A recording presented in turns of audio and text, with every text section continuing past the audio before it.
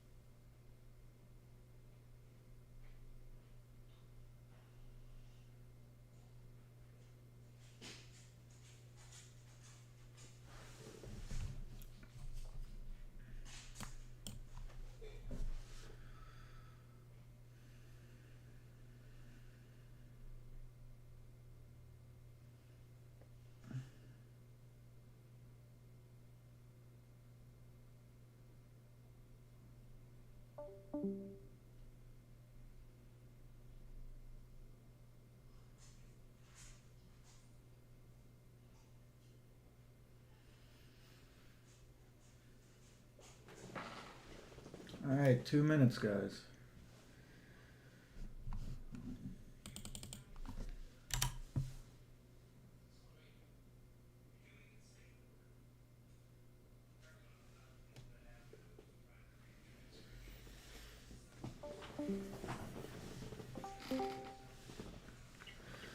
We just tapped my supply zone.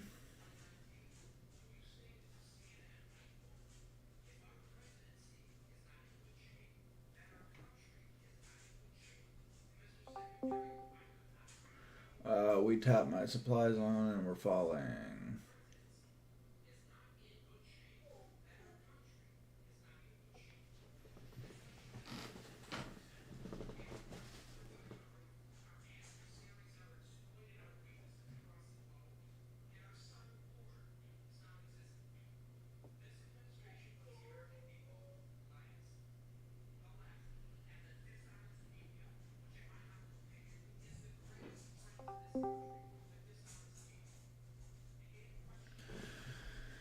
Alright, let's see what happens.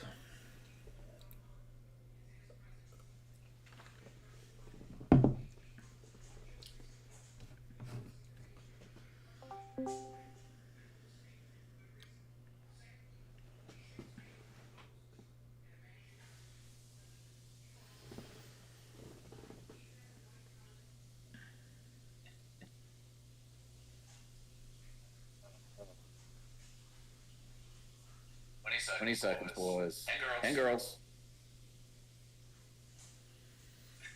All right, we're pushing up. That was a quick one. Pushing up into my supply right now. I want to see us stay in it for open so I can enter. 3, 2, 1. We're open. Open. Wow.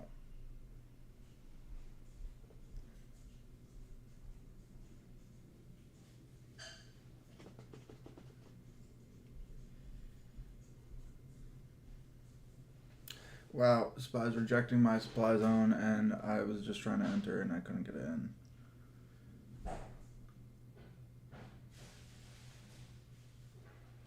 Really want to enter puts.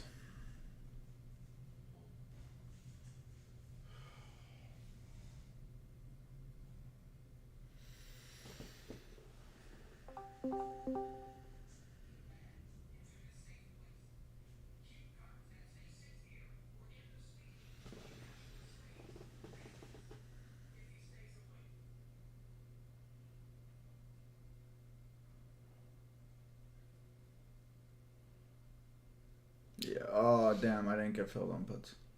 Come on. Hold on. We're waking up.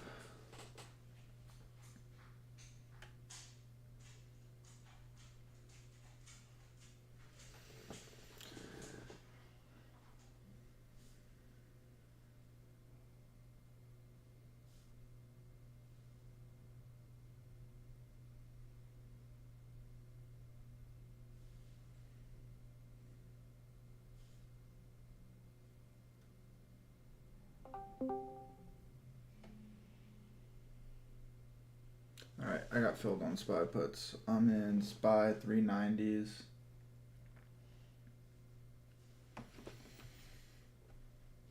Dang, dang. Zero day? No, I only got filled on fucking 10 of my 20.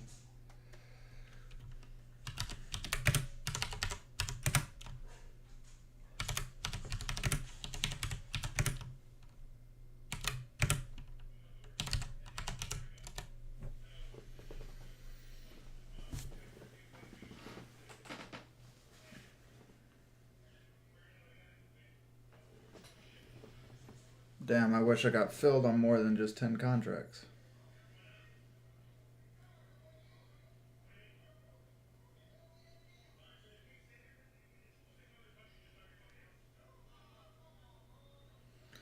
Wow.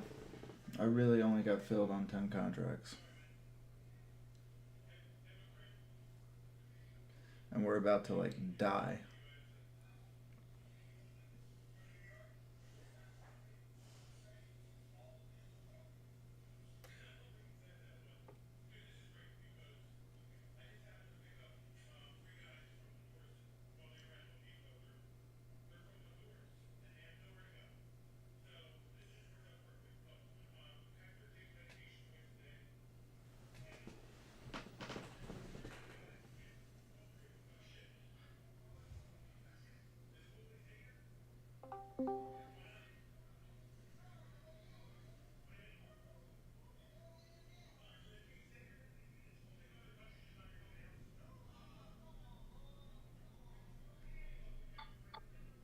That's some big work. Yeah, I'm gonna add if this comes back up.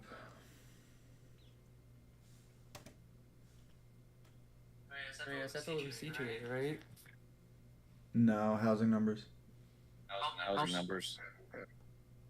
Yeah, housing numbers at 10.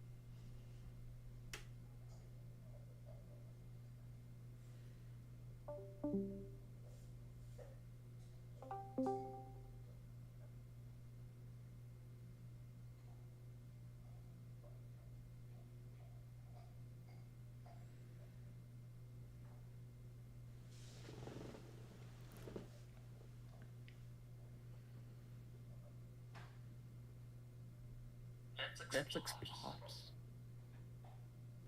Oh shit. Alright. Interesting. I just got filled on the rest of my contracts. You're sure? Yeah. I forgot to cancel my order, so I got filled on them. It's fine. But you wanted to get more if it came back up. Yeah, that's why I said I'm fine with it.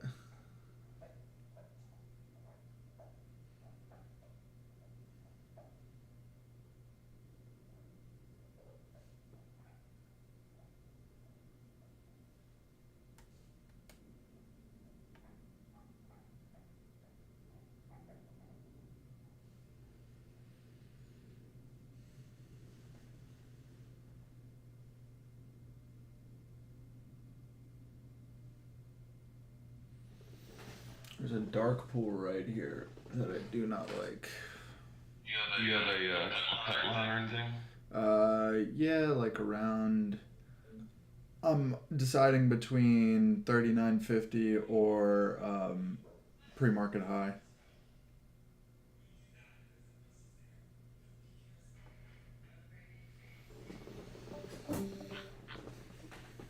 Grab 400 calls for Friday. You're in calls? Yeah. Well, I'm in puts. Thanks, Glitch. Sorry. I like calls. I grabbed two. I'm up 10% so far. I mean, they were cheap. I'm rebuilding an account, buddy. I need a retracement. Coin is really strong.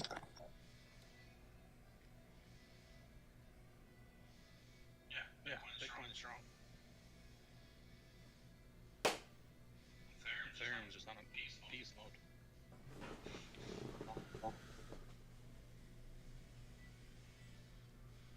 Ryan.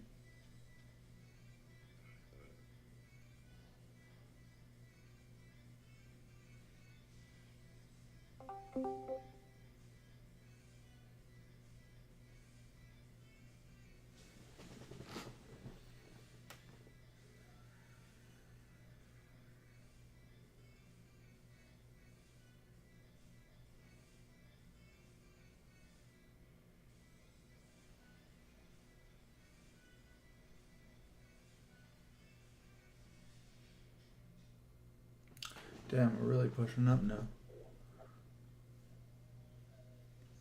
I don't know how to get filled.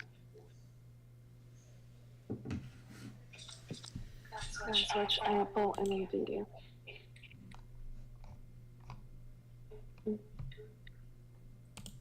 It's like in 120s. Shit.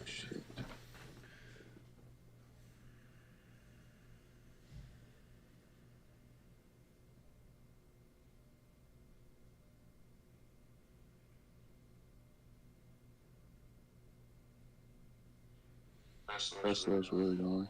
Tesla's pretty strong.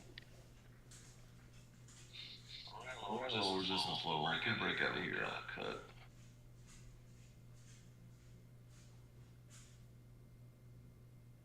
Or Tesla. Up 25%, cutting one.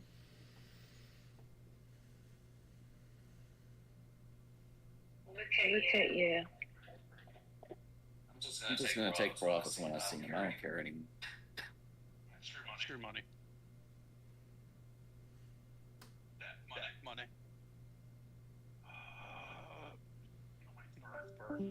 Unsold.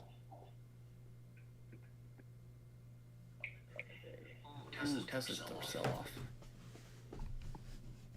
I gotta look at VIX. It's the one thing I Damn, looked at Tesla. today. Whoa, Tesla. One on the Tesla. I haven't seen This is so fucking scary to play. I'm not playing Tesla. No. I just got fucked by Netflix, so I'm done with lottos for the week. Oh, you got for EI. Yeah, I got fucking IV plus too. Why would you do that? Did you see the expected move?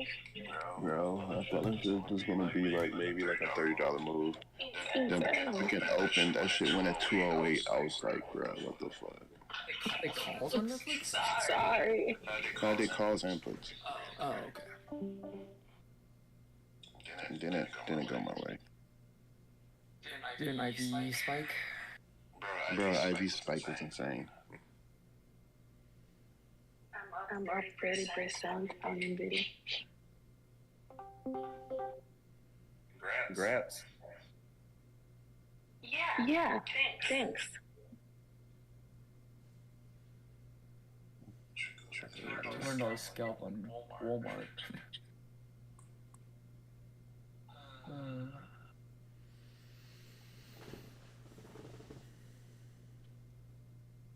Don't say I didn't say shit, okay? Didn't say shit, okay? Bye. Don't tell me that shit, okay? Because I know where you're going. You didn't say shit, okay? I cannot stand it. You love me and you know it. Mm.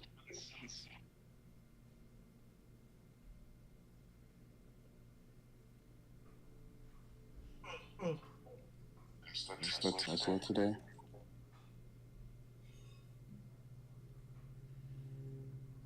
I'm not answering any messages today.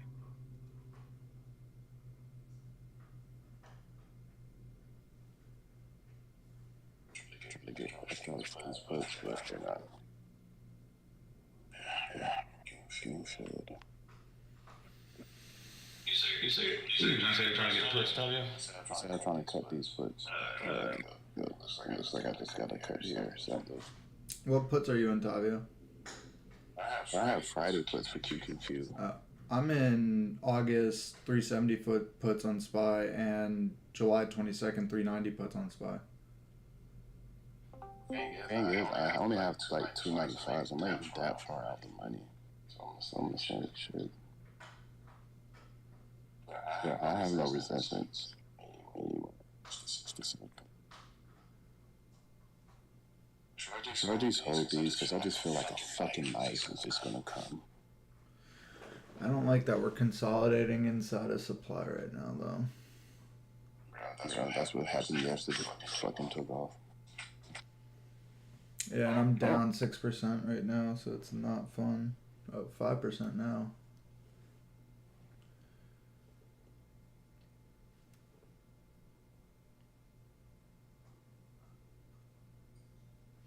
Just want to see us a knife. Like an absolute knife would be great. So just straight down. There we go. Can we get a fucking retest or something? Coming back down now.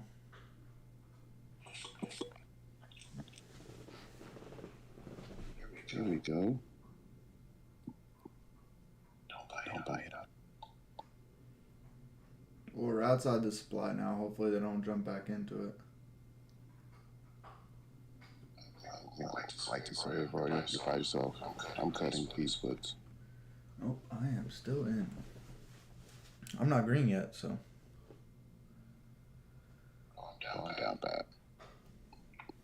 How puts are going down? Bro, I had puts from yesterday. I need this to break the 200 on the 5 minute. It's holding support over the 200. Dogs, go away.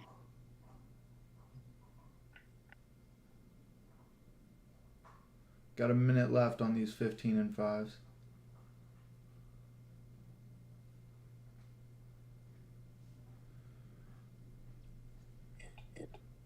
Yep, I'm playing Amazon.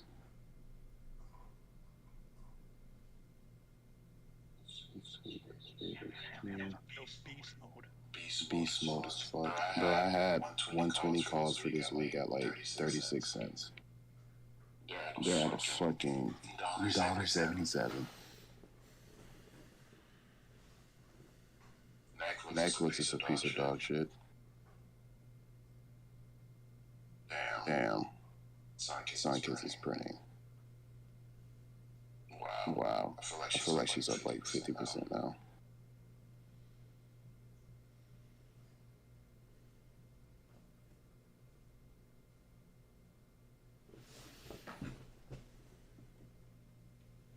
I want to see the next candle be a drop on the 1 minute. And it's the exact opposite. Huh?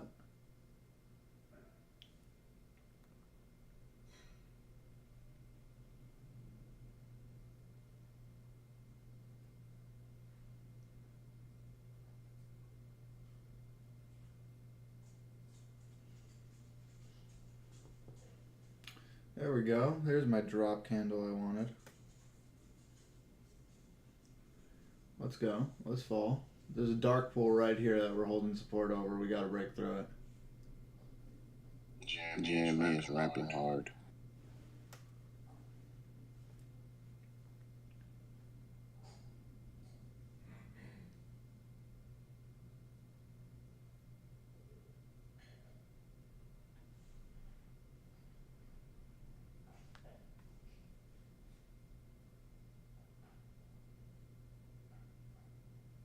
What the fuck, bro? I didn't get filled out these puts. God, this is some terrible crap.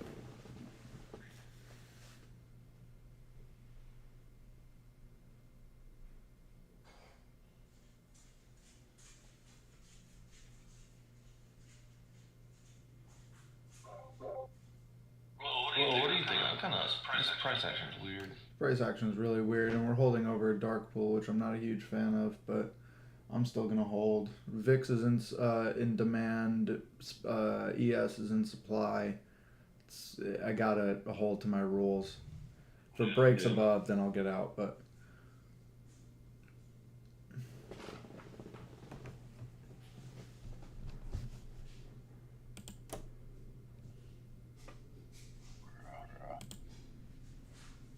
QQQ is fucking beast moding. God. what do you mean? Bro. Oh, it's whoa! like 9 to QQQ is soaring. Yeah, I'm not, and I have QQQ for it. Yeah, but the crazy thing is like SPY is not going up. This is insane. Yeah, bro. Wow, I'm not even Q's fucking soared when ES just stayed flat.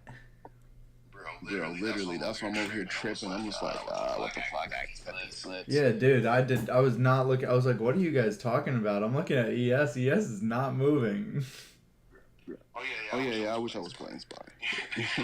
But fucking QQQ, yeah, buddy. Lot of calls being sold right now on SPY. Like a lot of bearish flow coming in. My contracts aren't moving. Oh, There we go. I'm green.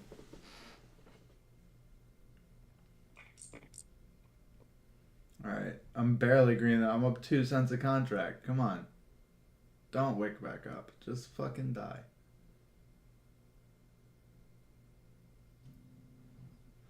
All right, I'm back red because this thing just wakes right back up.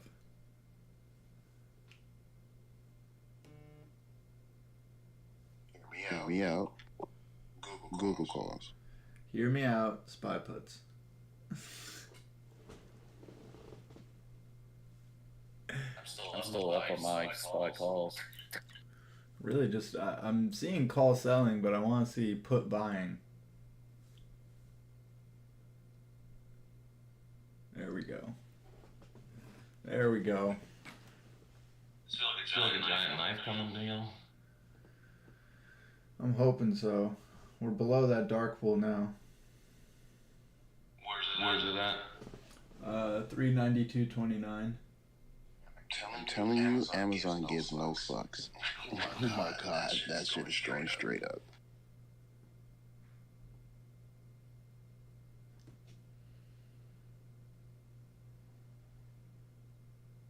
Tesla rejected 750 again. Yeah, I saw that.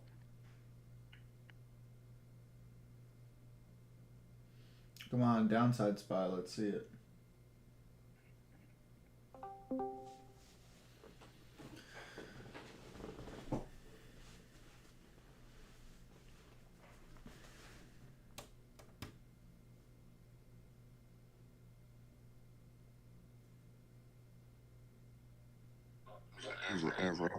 Whatever's holding QQQ up, can't make them. Yeah, guys, I'm cutting here. This is a very terrible cut, but You got your QQQ butts? yeah, but QCQ is absolutely too strong. I'm only down like 2% on my fucking puts, but like they're not moving. I need It's refusing to put me green. yeah, I need QQQ to start dying, and then ES will fall. Yeah, but right now, what we have Amazon fucking boner, Microsoft fucking boner, Disney fucking boner.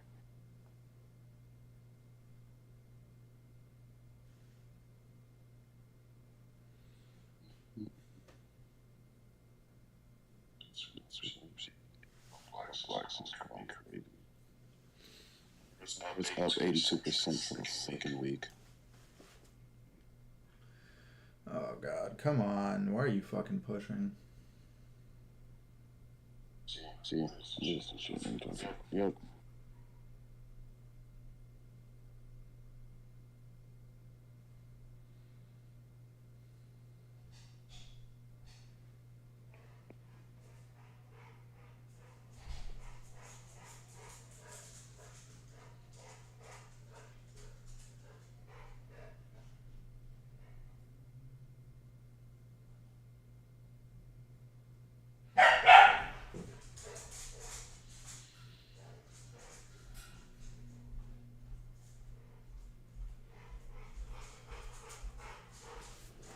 Oh, there we go. Bring it down, QQQ.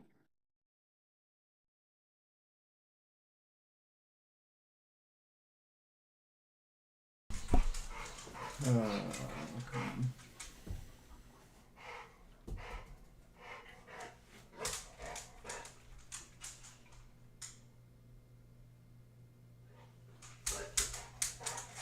We just got another dark pool at 392.47.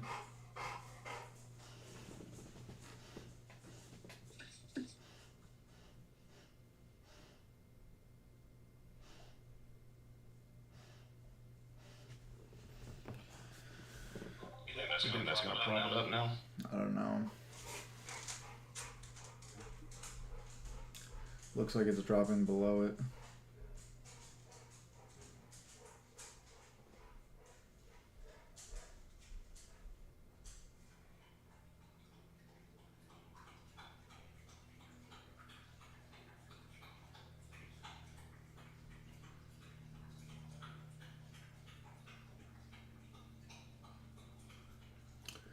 Still have 7 minutes left on this 2-hour candle, so we're at 2-hour supply, so we gotta wait for that candle to close before we see a major sell. Still 7 minutes left, so.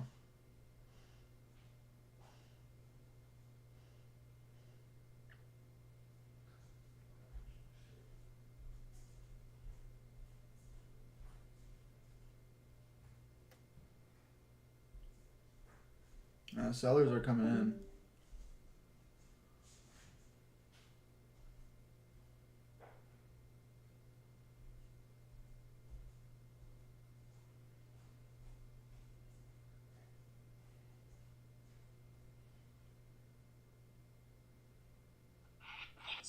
I guess no fucks.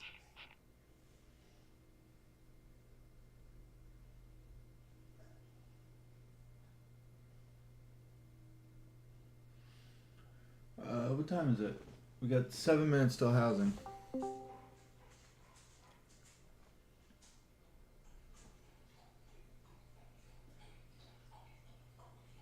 Come on, QQQ. Wow, you know, we have 7 minutes until housing, and that 2-hour candle closes right around then. Yeah, because it's on the hour. Yeah, because it's on the hour. Yeah. Dang, Royal. If it was at 9 a.m., it wouldn't work. You made it sound like a huge coincidence that the close rate when the data comes out. Apples look like shit. Apple looks like it wants to fall off. Dude, I'm down 2 cents a contract. Can we just fall? I just want to be green so I can set my stops at break even. There we go.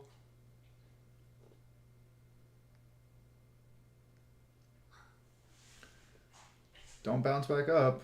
I'm up 8 cents a contract. I don't want to sell.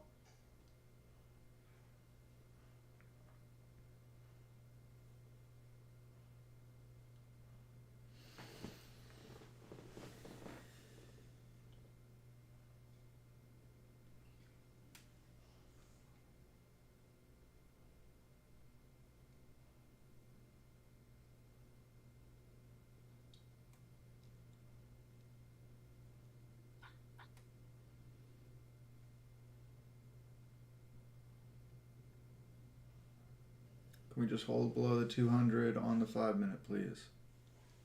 Thank you. Now let's fall. Thank you.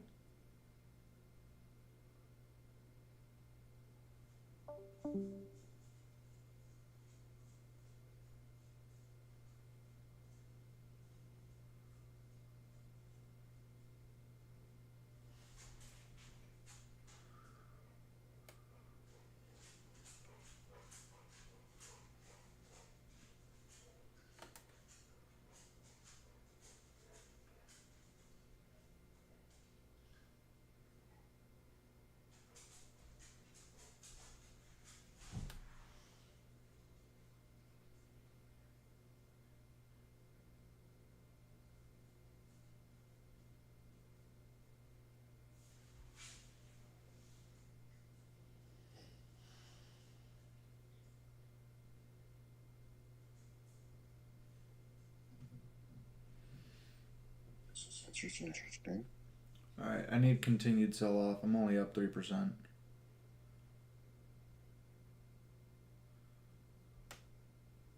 We're sitting in a 5 minute demand zone though. We gotta break through it.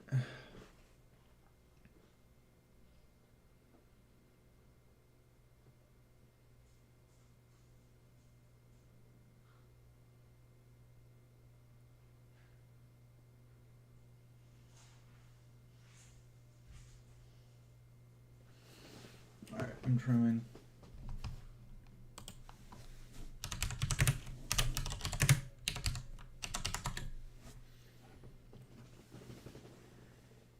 There we go. There's that sell.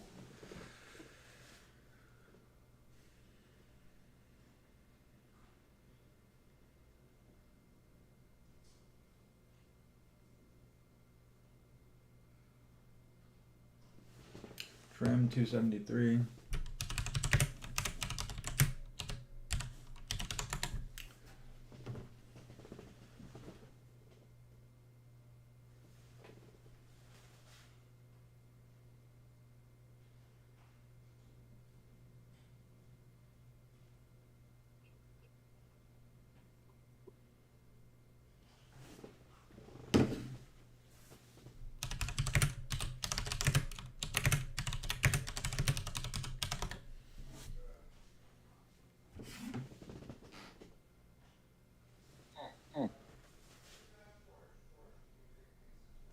Wow.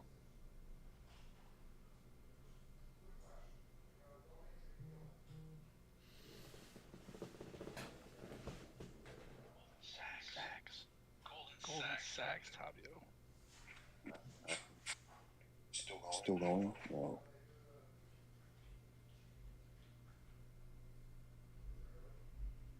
I try it.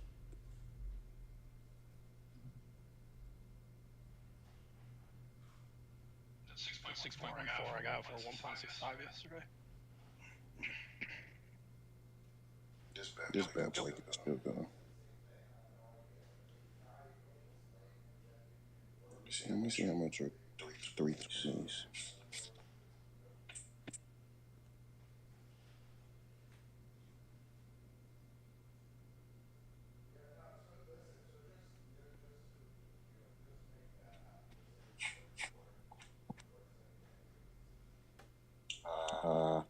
Pretty expensive.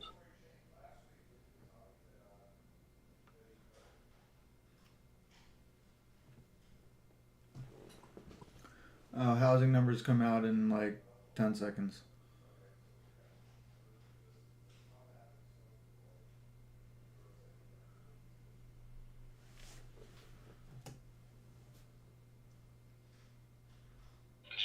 put your stops at break even just in case? I did. Because that thing pumps. I'm existing home sales 5.12 mil versus 5.35 expected. This, bro, the spread on this contract is absolutely terrible. Okay, so housing came out and we saw no market reaction.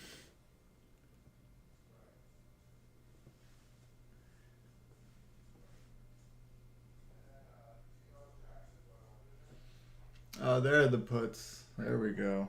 Thank God I'm in these 370s for August too, because if I got stopped out of, I just got stopped out of two. I only have 3 contracts left, so I'm trimming. I gotta alert that.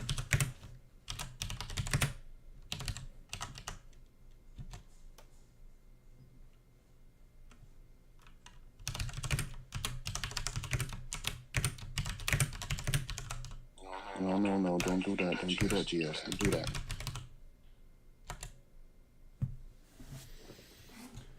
Come on, housing worse than expected. How are we pumping? Isn't that the norm? We pump on bad news. Pump on bad news, Royal.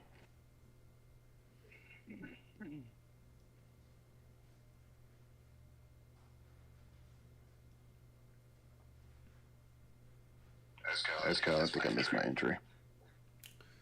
On what? GS. Okay. Yeah. There actually was one I sent to you yesterday.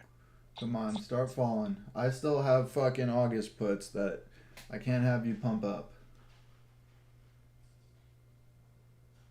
Hey, Glitch, I'm taking Netflix off my watch list. There we go. That good, huh? Yeah, it was that bad. They're pretty bad. Very bad. No. Give me more bearish flow. Come on. Just fucking die. Like, I had these 370 puts for August. I need you to fucking die. I'm down 4.5% on them.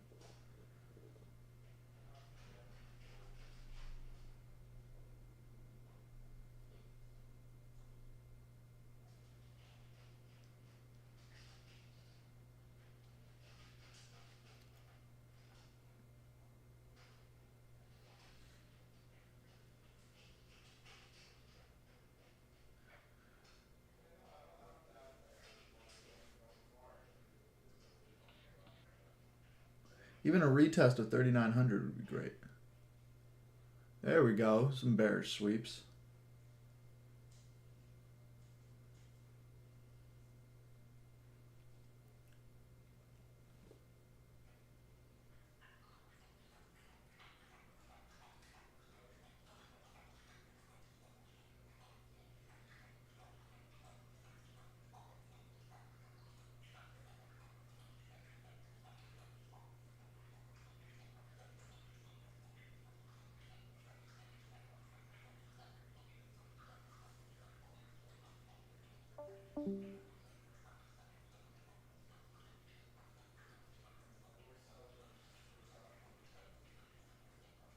I'm so close to getting filled.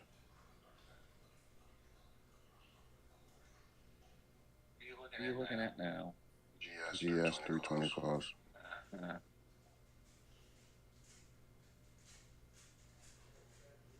I like Google, but Google's option chain needs to get better. Yeah. It's not looking too well for Google, please. Damn, but this spread is terrible, but what else would I play?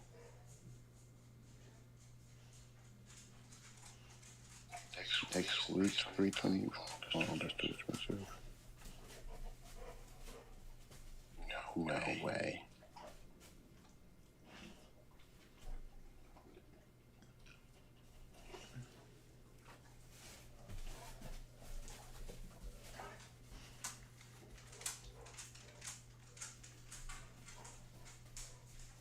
I'm not playing Tesla earnings, if anybody was wondering. I'll play puts on Tesla earnings. Yeah, after that, no. That shit is ridiculous.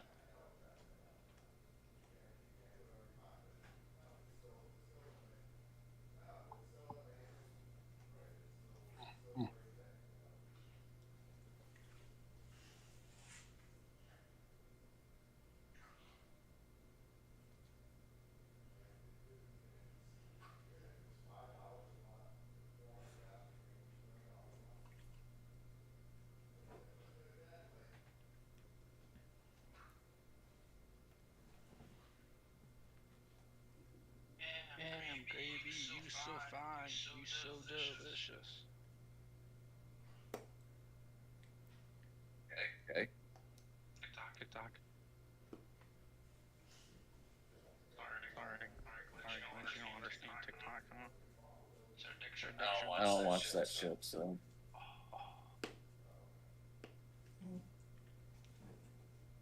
As you know, shit. Mm. Oh, we chilling. Just chill, guys. There's no reason to force things today. Yeah, guys, we're already in puts. No reason to do shit. I'm still in my ugly puts. My August puts are about to go green. They're only down 2%. Heproku.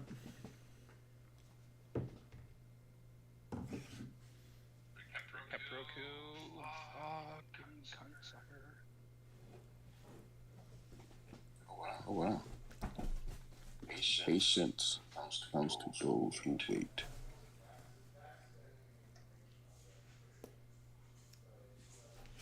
Did you say patience comes to those who wait? Yeah. I mean, I think that's true. yeah, I mean, yeah.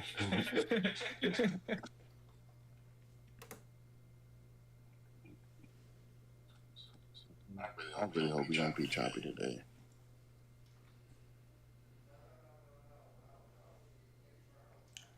Bit chopping here. I need us to break 339.22 so my 370 puts could go green. This wants to be red because everyone was bullish last night.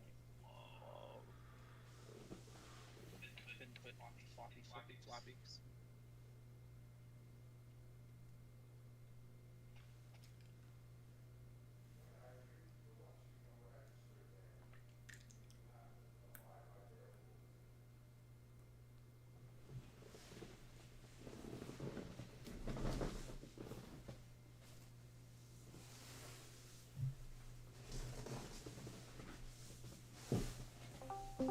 That's got like they did feel and Diaz.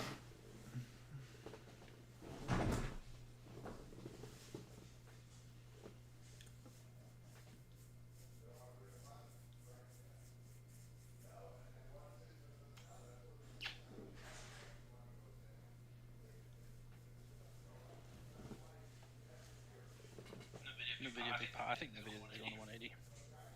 For sure. I was talking to somebody, I think she was wanting to get 180s in for August.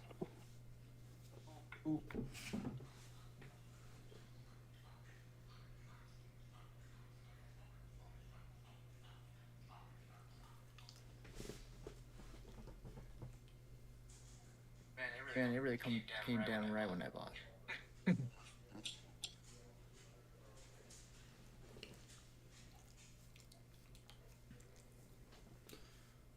I'm gonna get stopped out of my puts. I can already feel it.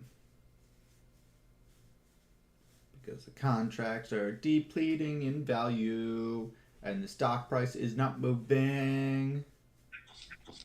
And what do you think about Theta? My contracts are at 2.58 when they and I just got stopped out.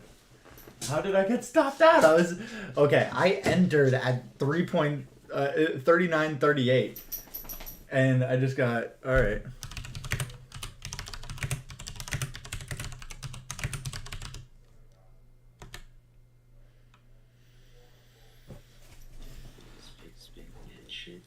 That sucks.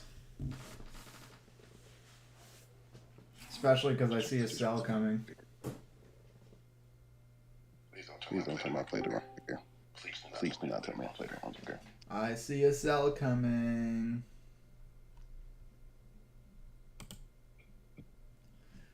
What is going on with NQ though?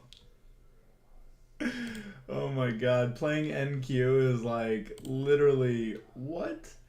It went from 12,351 down to 12,272 back up to 12,331. Bro, why is it whenever I set a stop, it just goes, and then Because that's how trading is for everybody. You get fucked. I was like I put it in profit, and then right when it hit my stop, bam, goes up. Yeah. Oh my god. Happened to me. I never understood. But that's what I do for supporters now. I'll put a bid in at my stop loss level, see if it hits, and boom.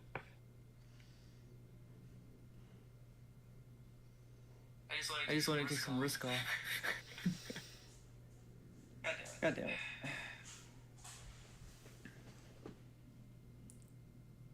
Damn, I should have played Amazon instead. But it's okay. GS is going to 400 today. I just got filled on some more puts, but I don't know if I like these. These are 0 DTs. Oh, no. Yeah, there's no way I was playing 0 DT today. Absolutely not. Oh, I did not like that the floor just bought calls too. Man, and she's straight up. Oh my god. 14%.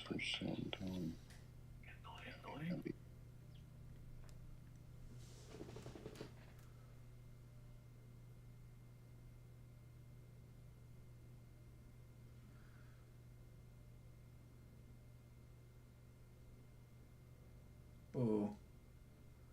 Alright, this is where I need to see a rejection. God damn it. Just said stop at break even instead, maybe. SLBE. Bro, look at that NVIDIA candle, bro. I know, I got in. What? Yeah, 172 break. That shit's insane.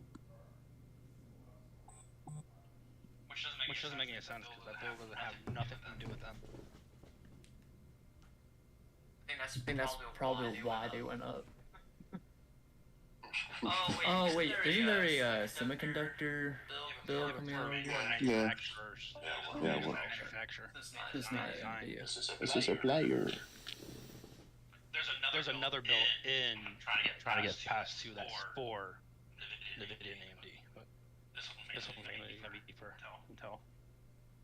Hey, I mean, that's probably a good sign because, what's his fucking face? Pelosi, husband. Yeah, them suckers. Yeah. They're in, so, you already know what's gonna happen. NVIDIA 250 at Friday. We're all, everything, all semis just boom. And we're all here like, wow, we actually saw it. She did it again.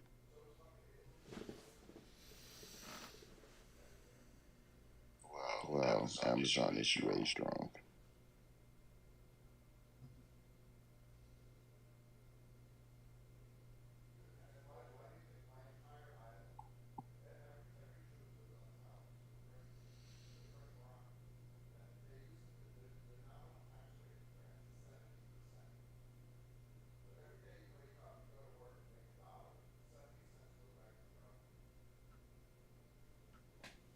Bro, man, I'm fucking okay. Yeah, the videos at 1. Bro, what the fuck? Alright, I just need SPY to fall a little. I'm losing value on these contracts. Still break even. Break even. I'm break even on my 400 calls for Friday.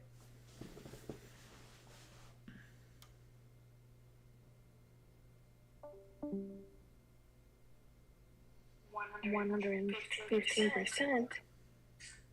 In the video, she said, don't say, wow, bro, guys, we did it again. Below my shit. So this is a level that I have here too on 24. Nope. Come on, I'm break even here. There we go. There we go. $335 per contract. Just so you know, you were wondering. I'm playing for the gap fill. Oh, come on, don't wake up. I'm green. So just Gap. Just gonna reach out the gap. and I'm just here with my 7% on GF. Come on. Fall.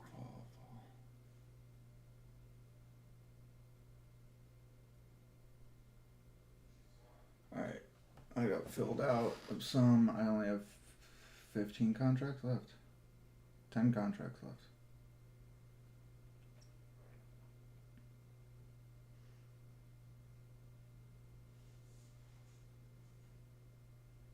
And it just got stopped out of them. Wow. Oh, and you're about to fall. I can see it. This is a Head and Shoulders on the 5-minute. Wow, I just got stopped out so shittily.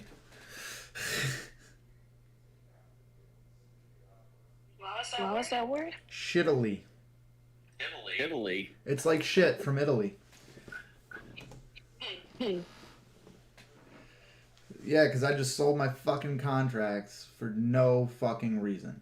Why Literally, did Trump right back down? it's going to go right back down, and I sold so early. Wow. I would have just made an extra 500 if I would have just fucking held.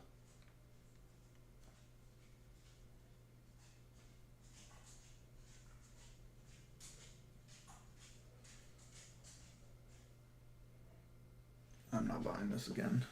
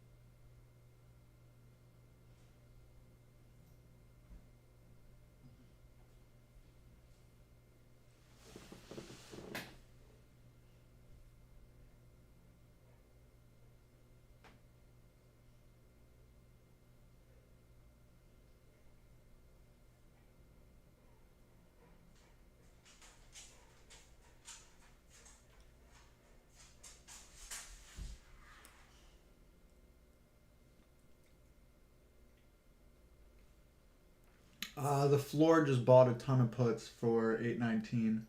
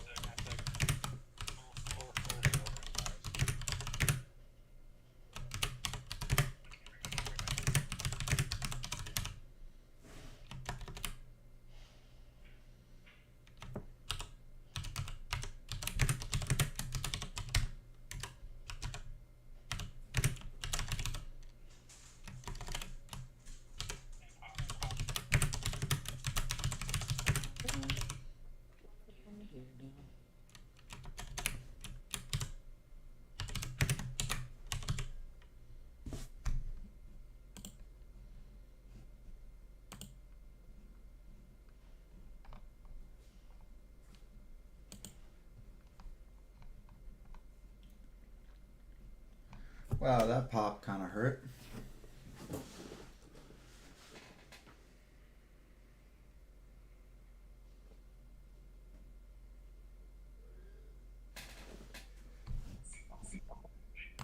rejecting SPY from me into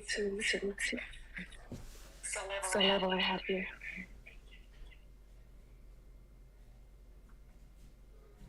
We might fill a gap up to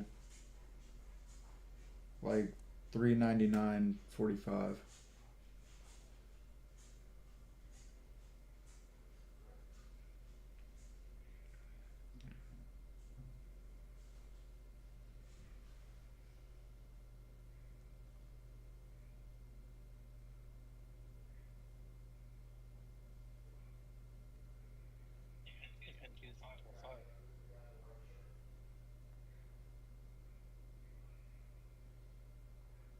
You got stop fighter. Wow, this is just pumping. Yeah, my calls are still paying. I'm up 20% on that. Well, the last one I had was like 20%.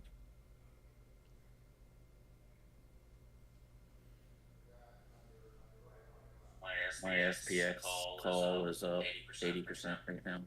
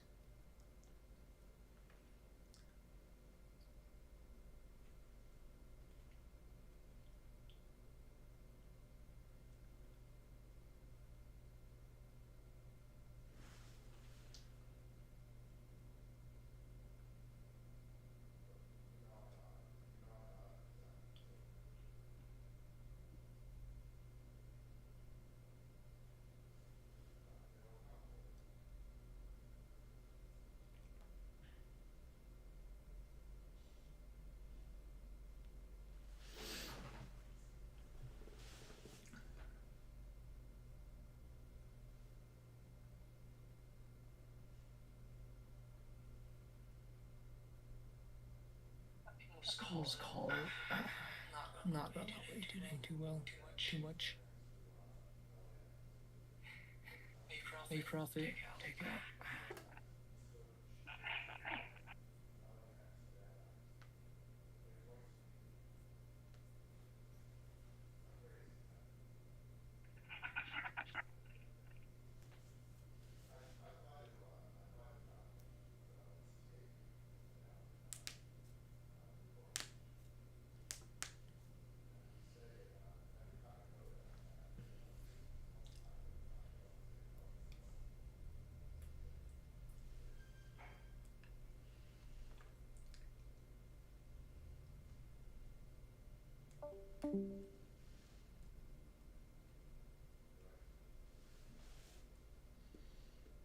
Wow, this might be a clean push.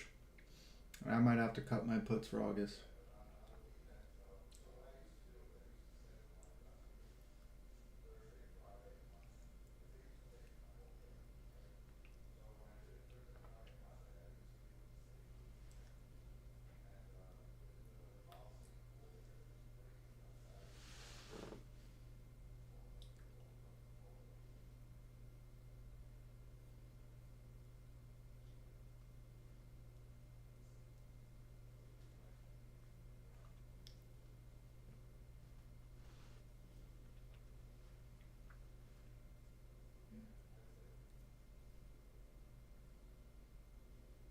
Sixty-five percent buyers on ES and SPY.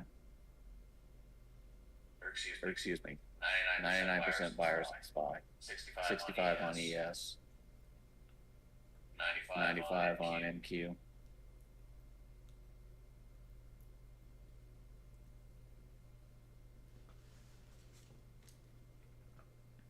Oh damn, that's a push.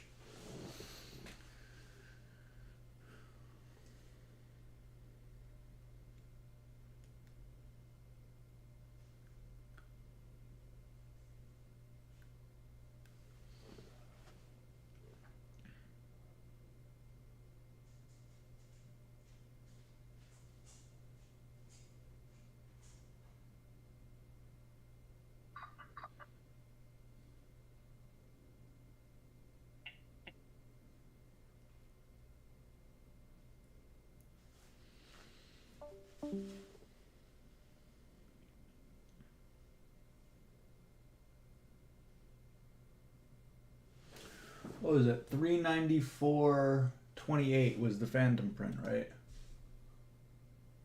Yeah. I think that's what it was. Yeah, let's wait for that.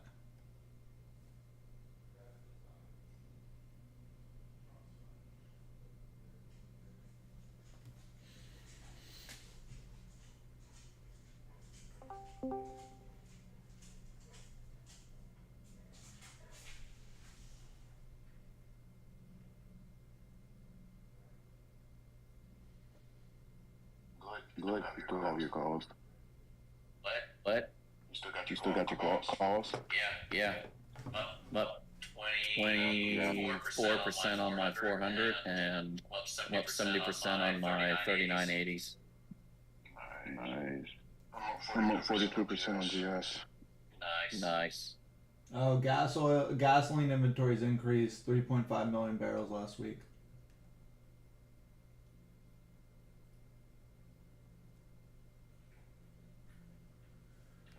Reflect or what reflect is this all about? Making trades that don't pay day by day. Because what the Flex Spy is doing right now, absolutely insane. Yeah, I think we're pushing up to this Phantom print. I'm gonna average down on my August puts at the Phantom print. Was it What was that? 394.28?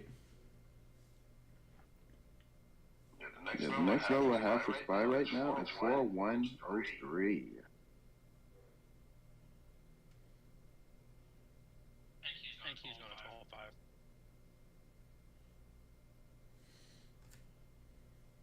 12.5. Yeah. I agree. Was that? I couldn't hear you. I think he's going to 12.5. All right, we're getting near That's we're getting near that Phantom print. I'm probably gonna average down around there. Yep, I'm averaging down here.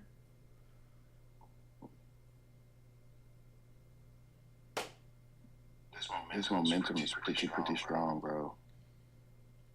I keep moving my stop losses up. I'm up 130% on my 3980s. 50%. I'm up Look at you. I'm up 50% on my 400s. 60%. Okay, now it's time to put up stop losses. Yeah, I'm just moving them up, and I don't care if it hits. It hits. So well. Oh well. I'd rather cry about paper hands. Yeah. Sometimes it hits harder. Yeah. Like, Don't even talk to me. The other day I left like 30 grand on the table, and I took a $500 loss on it.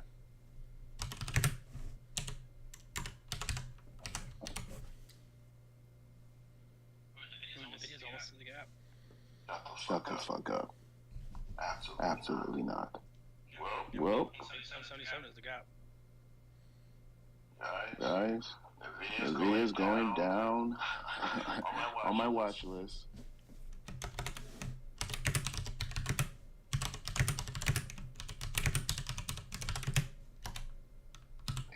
God bless your soul if you have puts right now.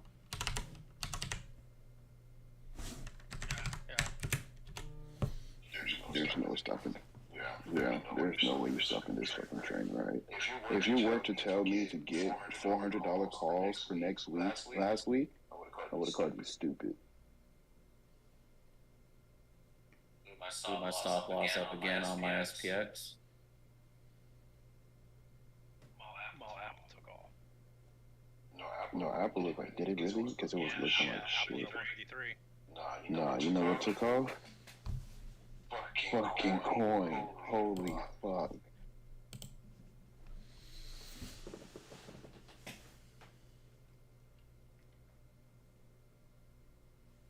Sweet cheeseburger, buddy.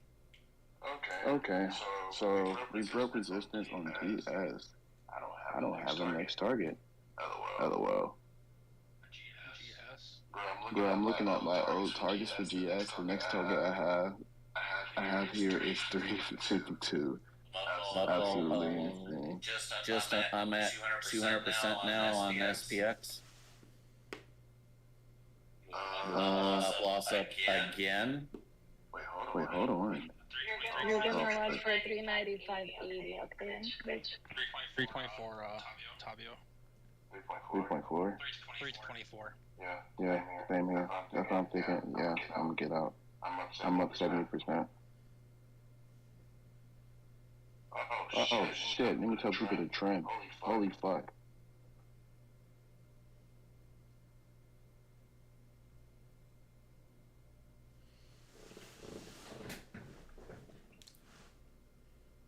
Yeah, I'm not playing Tesla earnings. There's no way I'm getting this money back.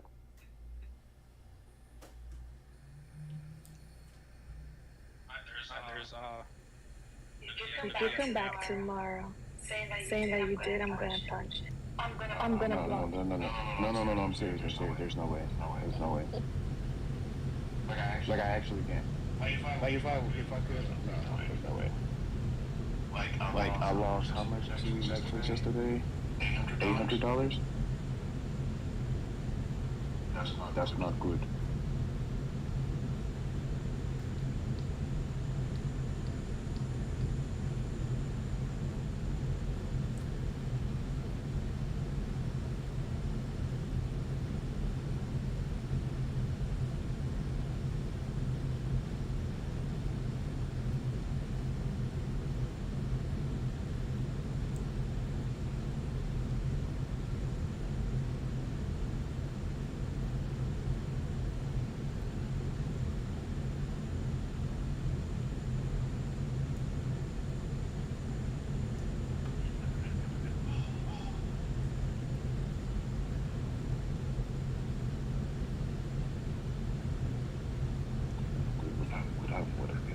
Yes, man.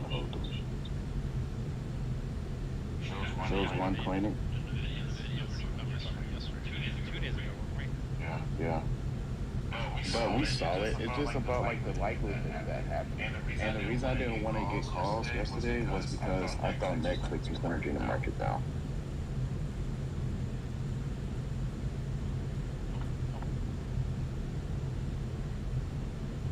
I feel like so many people got fucked by Netflix yesterday.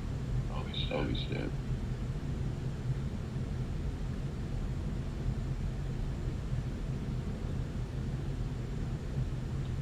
Alright, so let's say we hit 400 Friday. What do we do?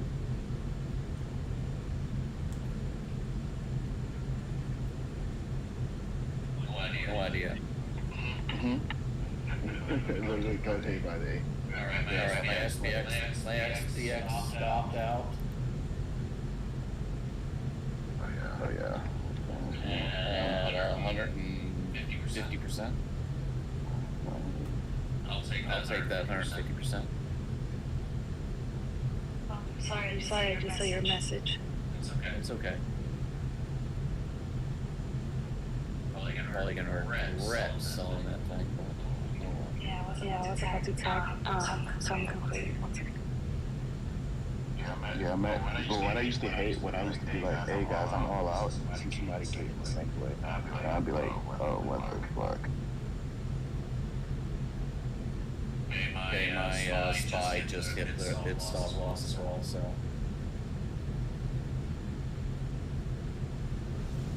I don't care at this point. I made money. I'm done. I'm up 15.68% for the day.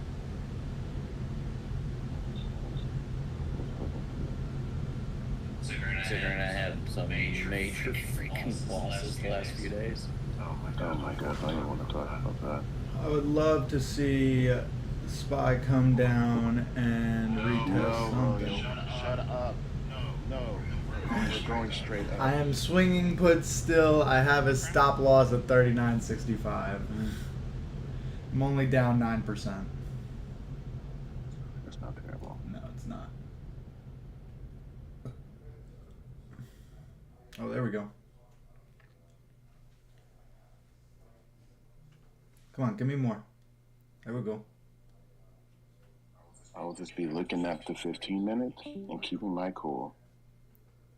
That's all I have to do. Just look at the 15-minute, and I won't stress. Can you imagine if this is like the biggest fake out ever? I'll probably take a week off of trading. If this fakes out, I will make so much money. It's too strong for a fake out, though. I mean, there wasn't. Look, our first candle of the day had more volume than any candle in that push. So. Like right now, somebody say y'all about to re-enter calls. I would not blame you. Let's see, look at a 3-minute. And if someone said that they're entering puts, I also wouldn't blame you because we're overbought. Yeah, those SPXs right now have lost an additional $100 off of, or 120 where I was sold out. So. Oh yeah. I'll take my money. Yeah. Hell yeah. That's why I kept moving my stop loss up. I didn't care. Yeah, that shit is so hard to track, especially like considering theta. Like I know, like when it hits like 12 o'clock, 1 o'clock, that shit fucking chomps. It shit would chomp like $60.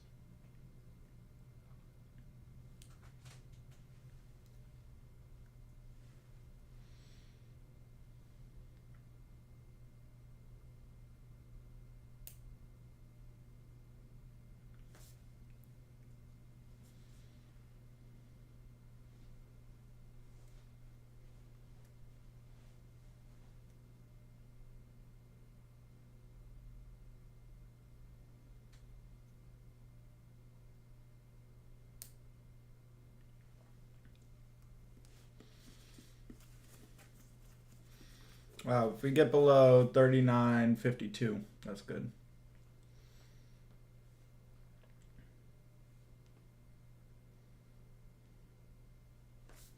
I think I'm done for the day. I'm not gonna do anything else. Not gonna overtrade. I'll take my money and run for the day. That's good. I like that. Wait, someone talk real quick. Yeah, can you hear me? Alright, cool. I'm just making sure that my mic's not echoing.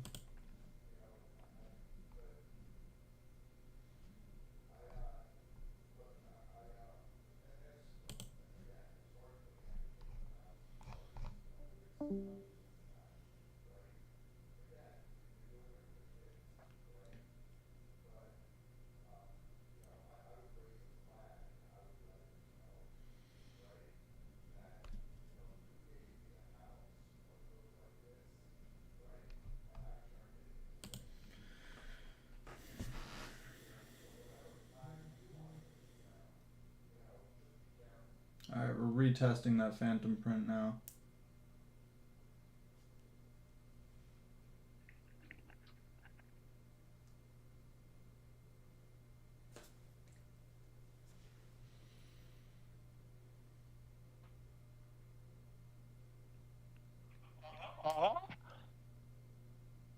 What the fuck was that? Gone. Will you go up on the video? I guess. I know it sounds bad, XCal.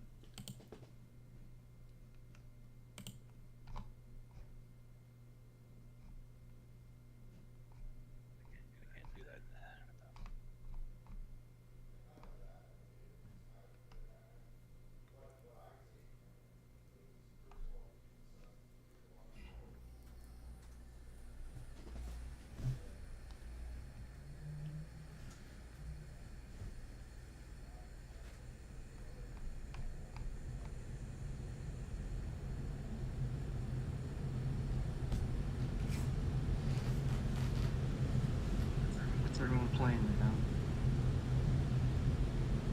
now? That was an SPX calls.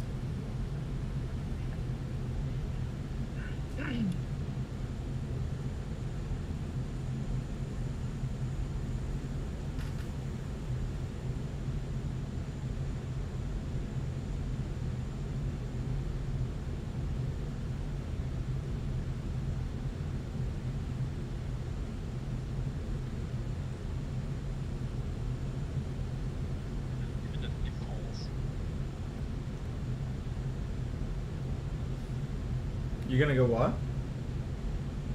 I went to video calls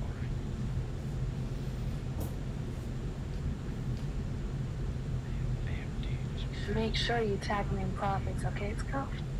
Oh, I took it on my own analysis. Damn it, SPX. Over that 172 test and rebreak. You got into way before me, though.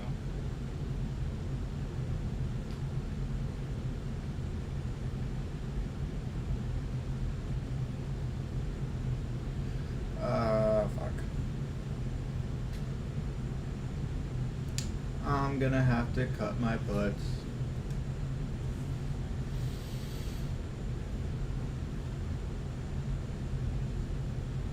It's a massive 2-hour candle. It should be 200%. Alright. You're about to hit my stop loss.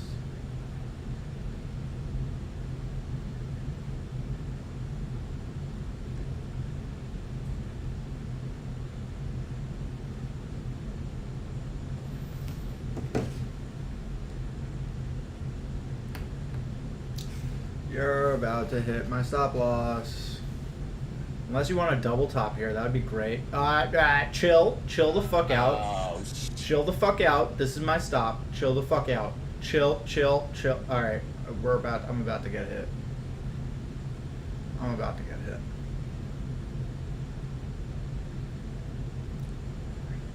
Oh, there's my stop. There's my stop. I just got stopped out. I just got stopped out. You should buy some Wow, calls, there's put flow okay? coming in. I just got stopped out. That's great. I was gonna say we're reaching the part zone. I got you. Damn. Animal that has those 2 horns. One sec, guys. I'm going to grab a drink. I think there's one. He's already drinking. No, not alcohol.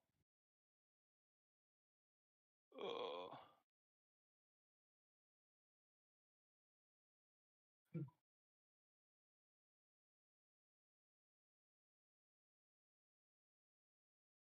oh, that's so disgusting.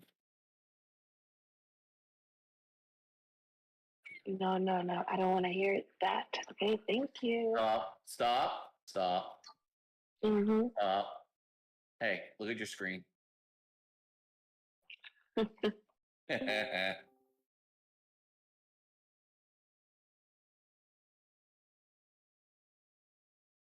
100% buyers across the board.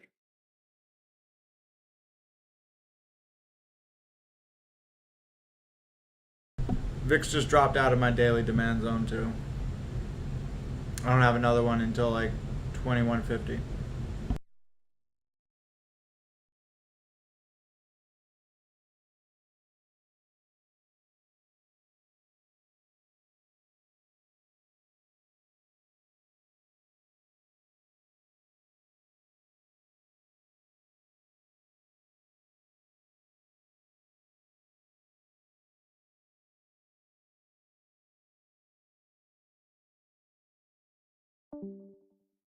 I want to sell NVIDIA, but I want to hold it.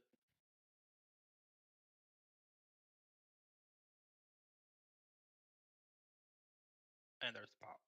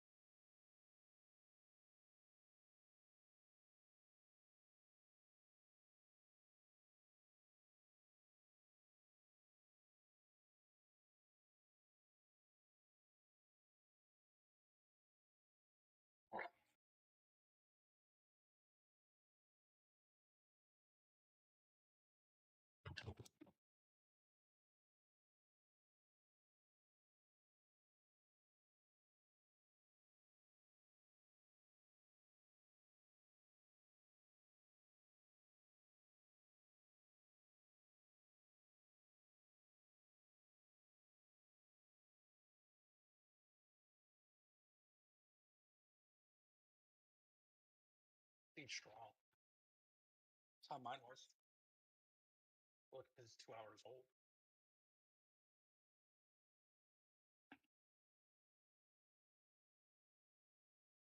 Karma. Called instant karma. There's a door there.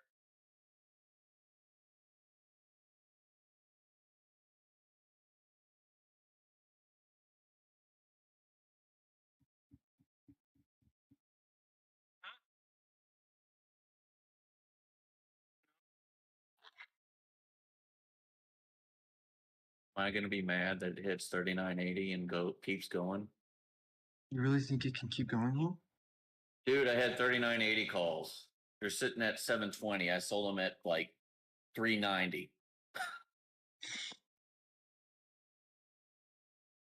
So I'm a little pissed right now.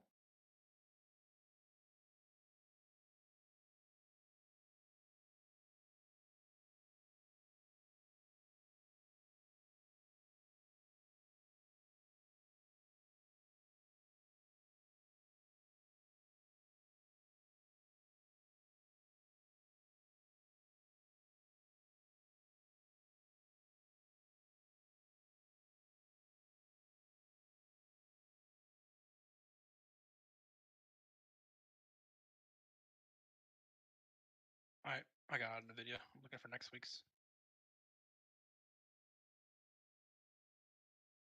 160%.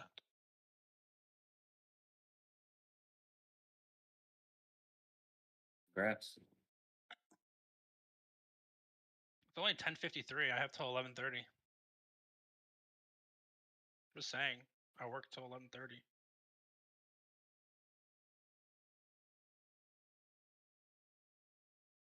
Sorry. The shots up here would do well.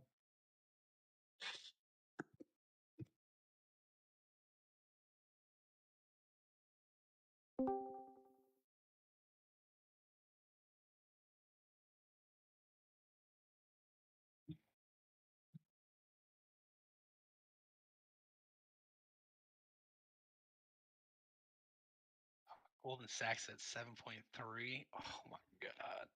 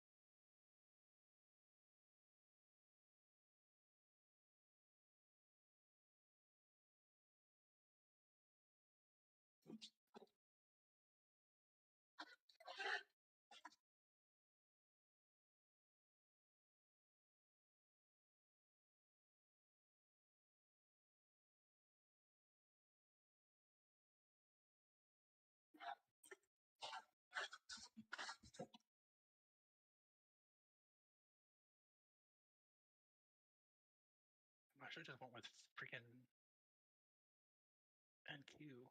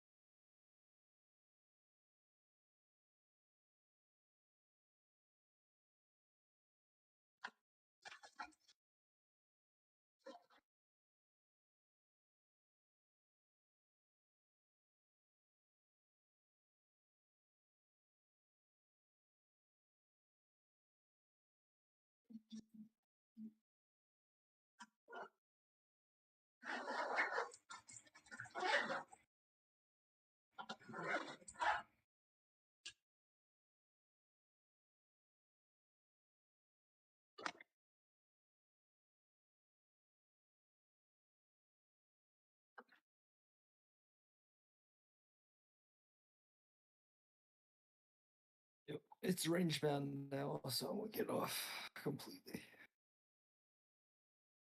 Yeah, I'm on catch. I cut all my puts. All right, good luck, guys. Luck.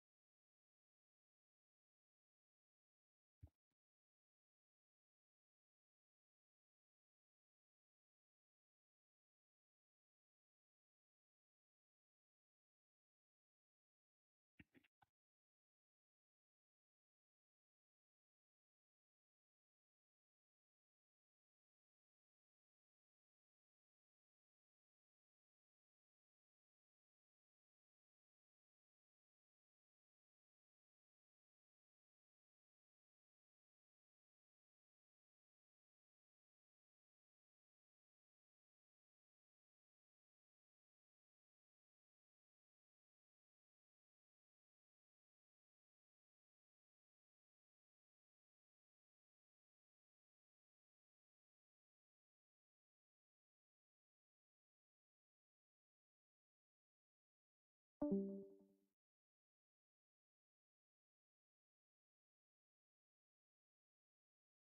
right, guys, I'm done for the day. I'm not going to overtrade. Board is up 18.25% for the day. So have a good one. Don't overtrade, guys. Take your gains and walk away.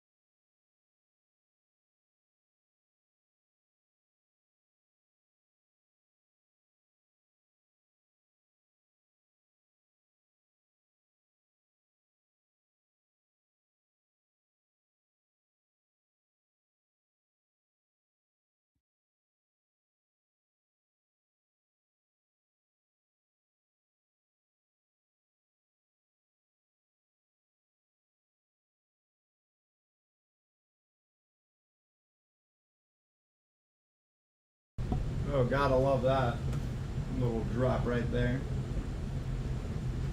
It's not like I'm in puts or anything though, because I got fucking stopped out by this bitch.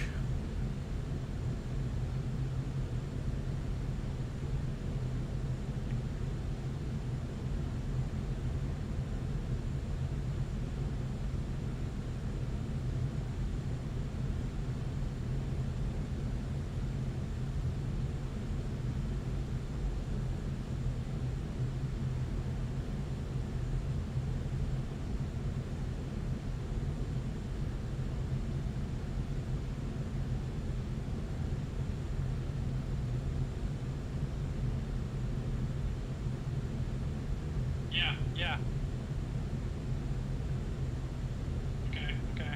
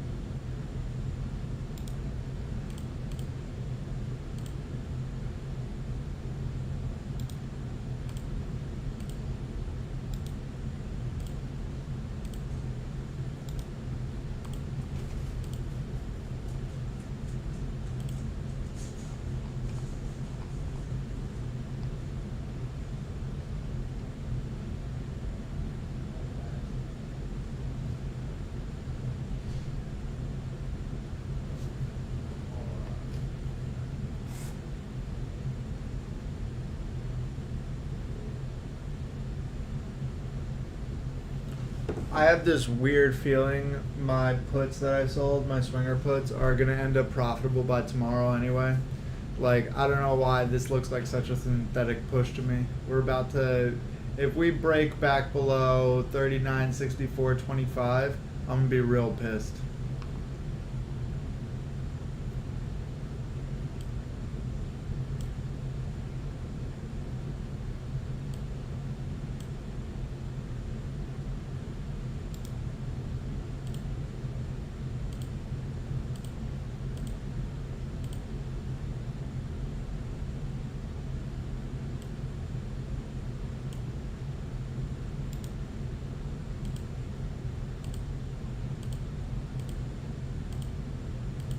Wow, we just dropped below. God damn, this is about to happen and I'm about to hate myself.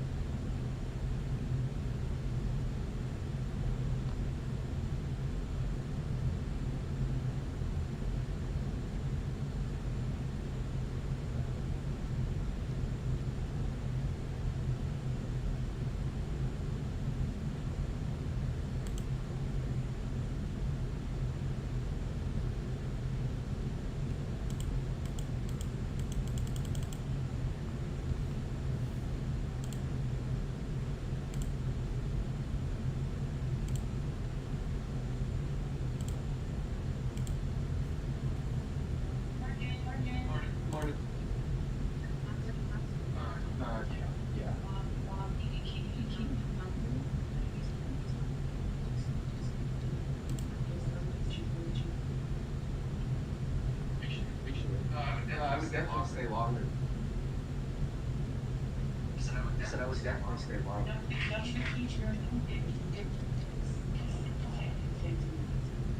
Oh, really?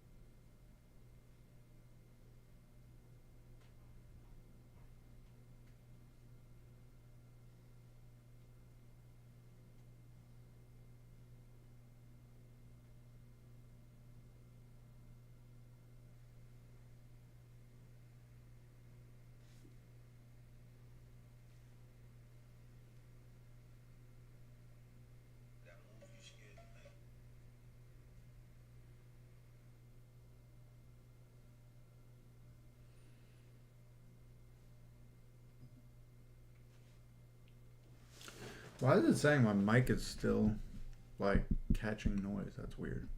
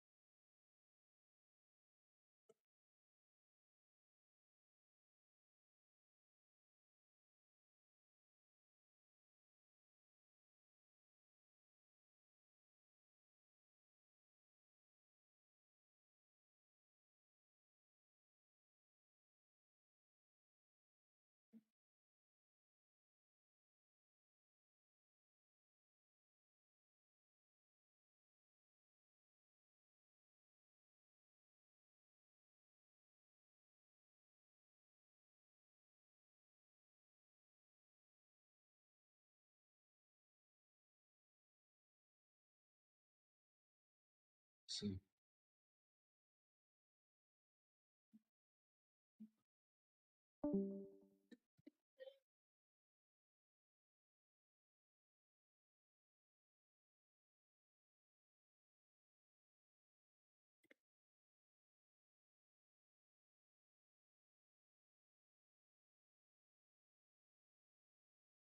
What the fuck did I lose the cat?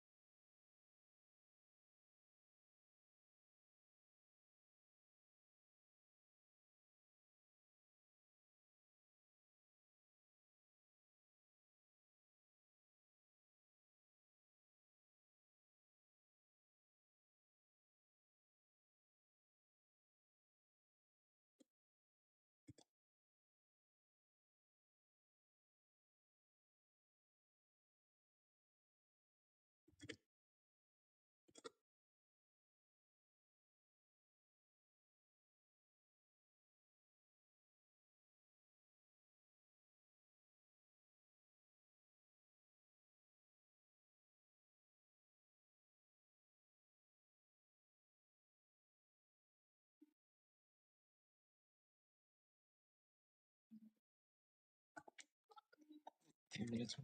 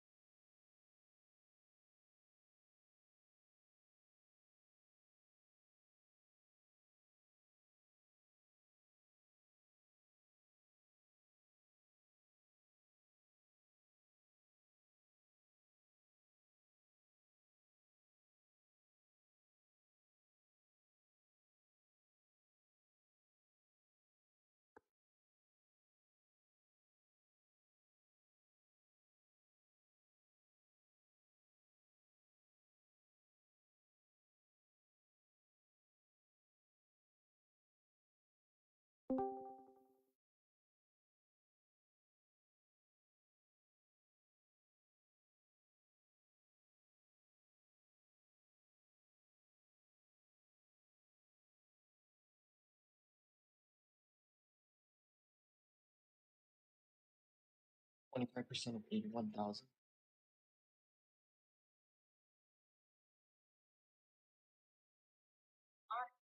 The answer is 20,250.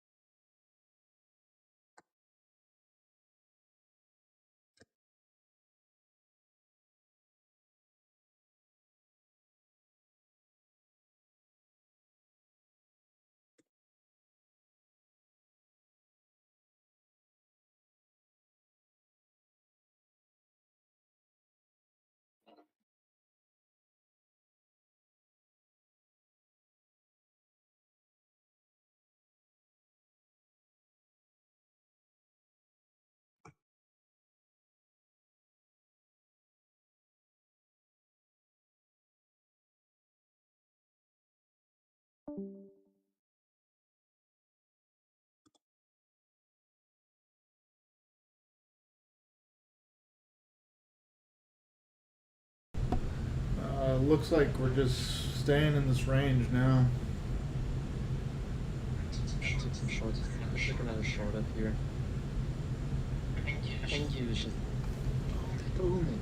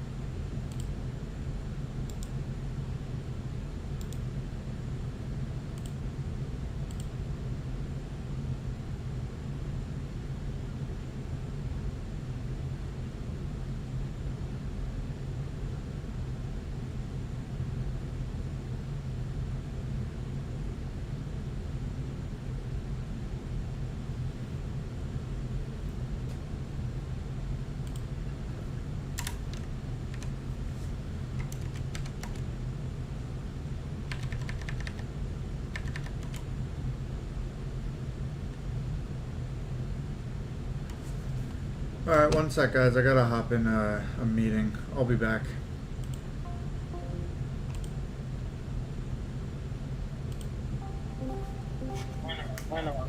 Hey guys, how we doing? What's up, Ethan? Just gave my staff a stern talking to in voice chat about fucking around. How do they fuck around? Well, it's just like, like with this pump, everyone made their money today, right? So we either made money off our puts from 394.43 down to like 39.26.50 when we were playing ES, or we made money on our calls to the upside. So everyone's just sitting in VC fucking around right now, and I'm kind of like, all right, guys, like there are certain things we can and cannot talk about in voice chat. Oh yeah. Trust me, we have that issue too. Yeah. Been there. Yeah, not the best. And it's just like, all right, people are getting upset. Let's all calm down a little bit. Feel that. Yeah. But all fixed now, so we're good. There you go. Ethan, we wanted to provide. We took a step back, looked at everything involved, and we wanted to provide an alternative solution for what we are currently working on. You mind me going through that a little bit? Go ahead, please. Okay. So you're sitting on about 190 members. With the transfer of those 190 members over via Stripe, we would get access to those 190 at $35 a month, which would be $66.50. Right? That's $66.50, and we will document the 190 folks that move over so that we have their emails and everything. At face value, unless anybody cancels, that would be $66.50 a month. That would all go to you and your expenses for your mods that you'd like to bring over and your analysts. Specifically for us, we need analysts. So, and if you don't necessarily need the mods, then that would lower your expenses. Now, that would all go to you. On top of that, we would also like to offer you 3% of our gross revenue per month. 3%. So that would bump you.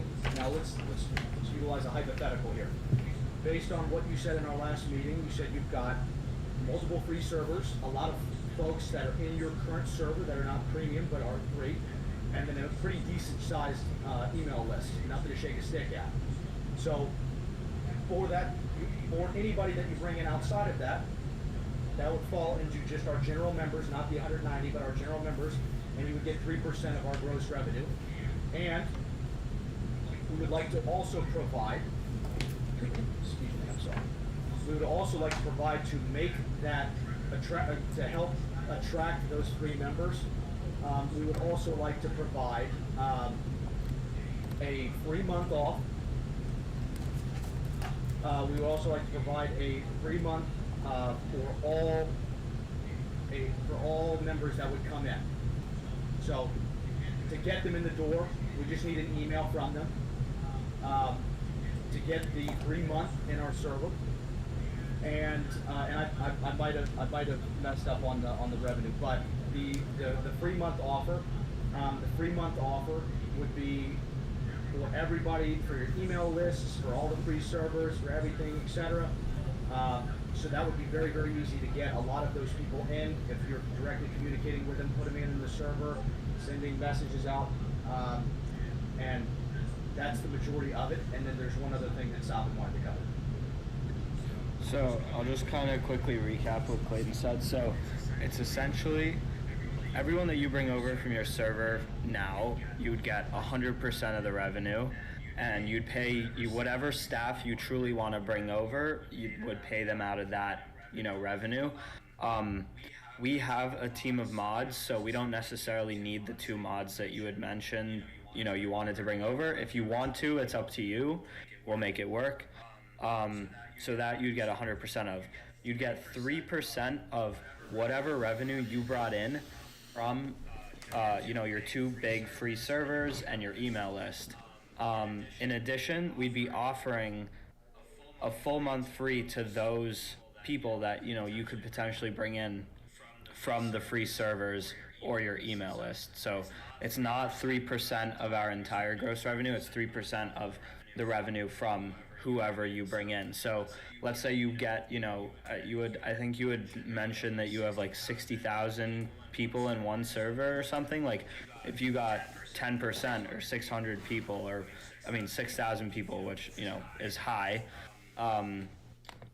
you get 3% of that revenue, which, hopefully we get you to, you're getting at least $4,000 to $5,000 from,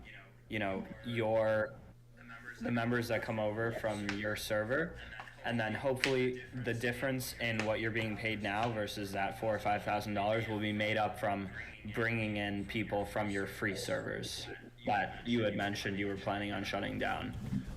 Okay, so I just wrote all this down. I can send you it written out. Yeah, so this is just what I'm thinking a little bit more realistically. So we have around 190 subs, active subscribers. I'm gonna say, just based off of past mergers, of those 190, only 100 come over. That's just personal opinion. 100? I think only 100 come over. That would drop me down to about 3,900.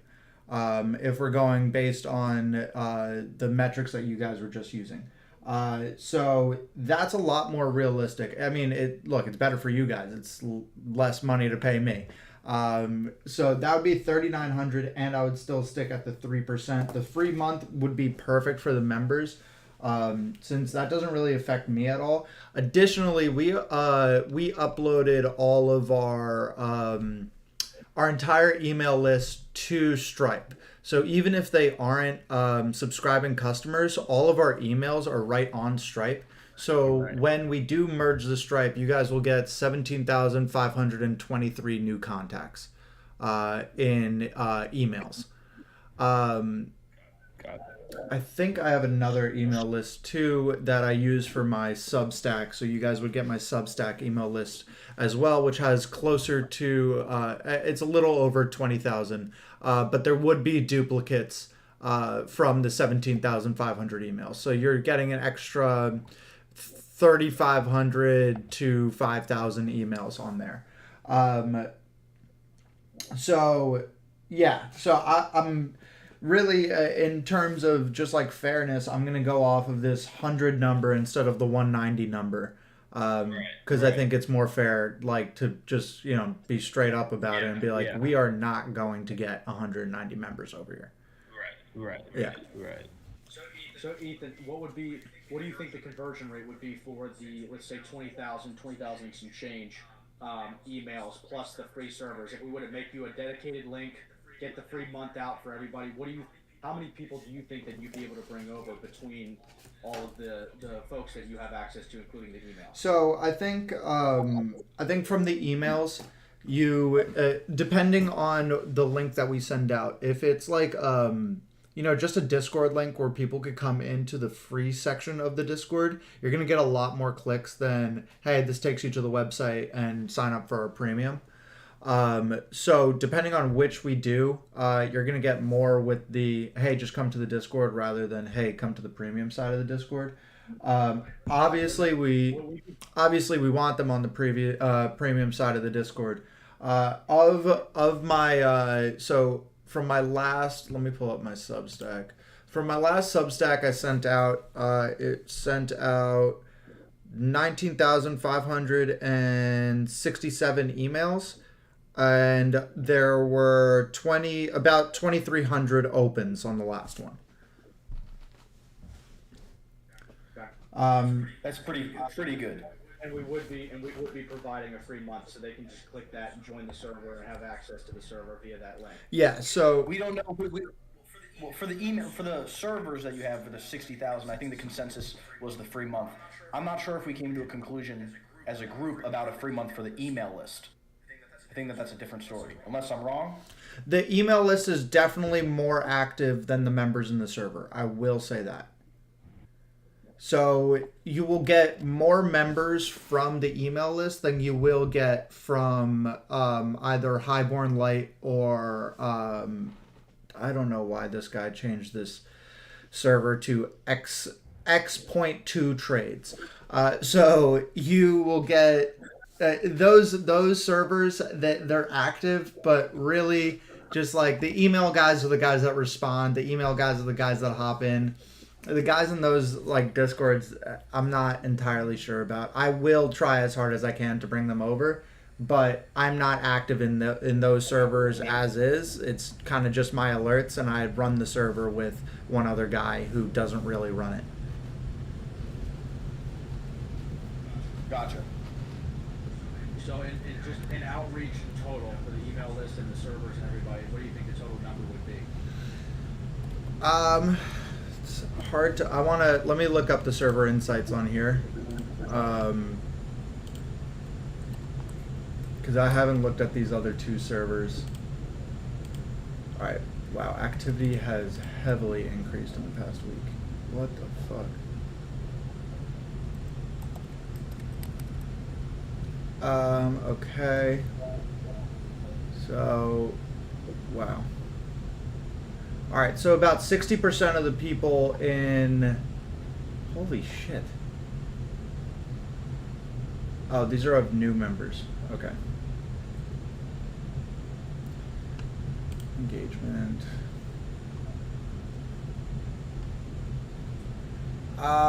So this server looks like it sees about 500 readers a day. They're pretty much all the same. Let me see the other one.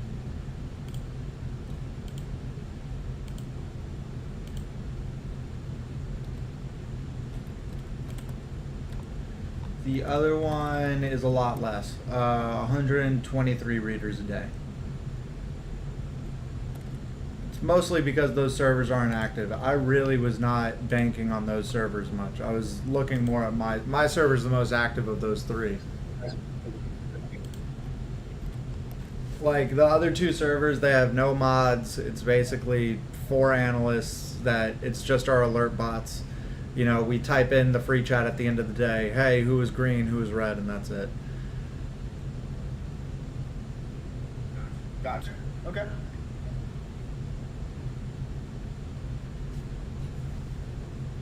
So, how did you feel about our counteroffer? So, like I said, I mean, your counteroffer is great. I wanted to make it more realistic for you guys, so that's why I lowered the number. So one thing. Go ahead. Yeah. Just I have a question. When you did your past mergers, were the incoming members paying a different price than they were paying, before they merged? Yeah, most of them were paying more than they were paying before. Momentum was their base package was like $75 a month, and at the time ours was like $49 a month or something. So everyone that was in at 75, we just dropped them down to 49, and no one was upset about that. Gotcha. Yeah, it was the lifetime packages were the biggest fucking problem for us, because the guy did not really disclose how many lifetime members he had, and like for lifetime members, that's why I dropped it down to 100. Lifetime members, they don't add any value for you guys. Like lifetime members, they paid and that's it. Right. What'd they pay, if I may ask? That depends. If they jumped in during a discount, they got something real cheap. If they're paying base level pricing for one of our lifetime, like let's say you're getting our lowest package lifetime, I think it's like $500 or it could be like $1,500. I don't remember the lifetimes. I remember the yearlies. I don't really promote the lifetime. I don't promote the lifetime memberships that much because one, they're not recurring. It's not that great for me, and two, Discord's not going to be around that long. I don't think anyone should be subscribing to a lifetime, like, of any group that isn't super fucking organized. It has like a website and stuff. Like our website shit. Let me see. Packages. Okay, so we have where's our lifetime? Our lifetime package for our base, for our lowest tier is $1,000. Okay.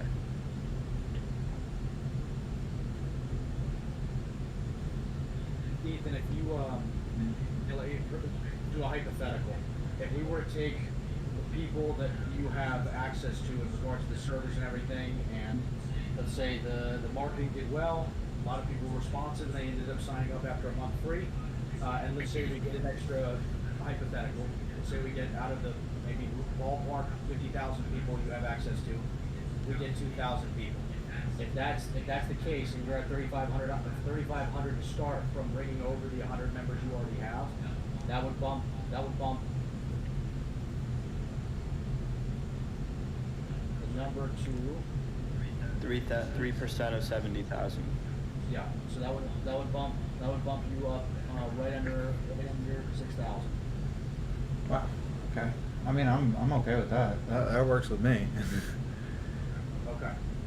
So, because you and I spoke, when you and I personally spoke, I knew that you wanted to stay as close to that $7,000 number as possible, and this is the best way that I figured we could get you right back up to that. Yeah, but additionally, if I'm still working for you guys, there's a growth aspect to it that if I continue growing with you guys, I'm just going to bring in more and more money. Right. And the more folks you bring in from these servers, the more marketing you do, the more guys who come in, the better. Yeah.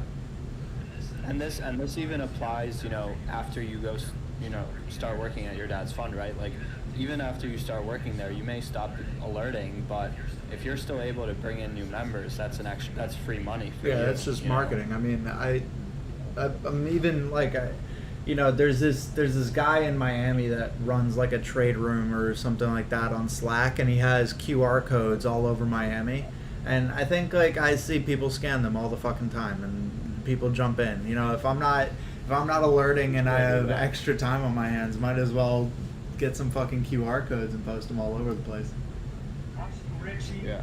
I mean, the other thing is like you have a good personal reach as well. So, you can even throw up the same link that you'd be sharing with the people in the free server and the email list, like on your personal page. If you're comfortable doing that, and you'll probably get some signups from there too. Yeah. Agreed.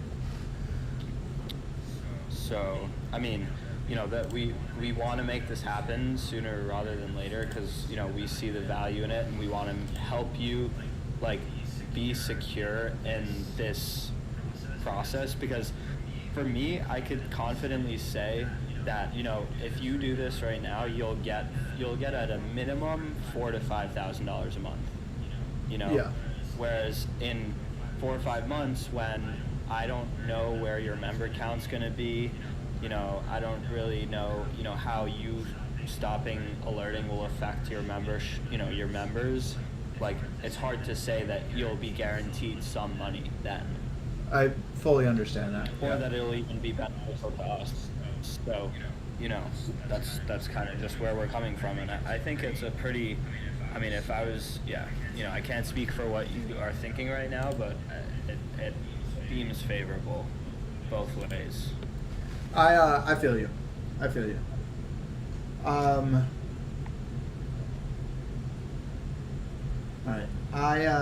But obviously take some time to think about it. You don't need to give us a concrete. I'm gonna take the week to think about it.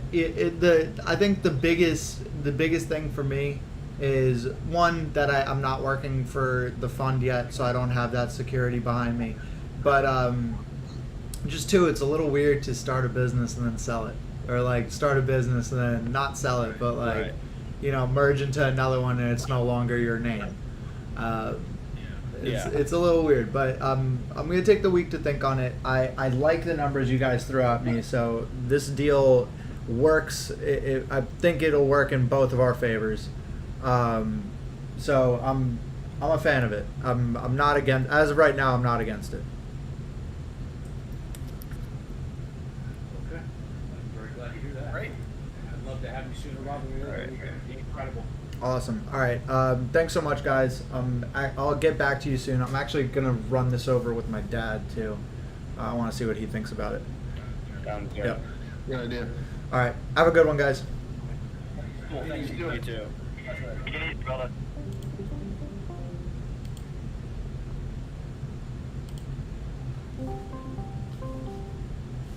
Yep. Clayton, can you hear me? Hey. Hold on, hello? Hey, can you hear me? I can, yes, sir. Hold on one second, brother. Hold You're on. good.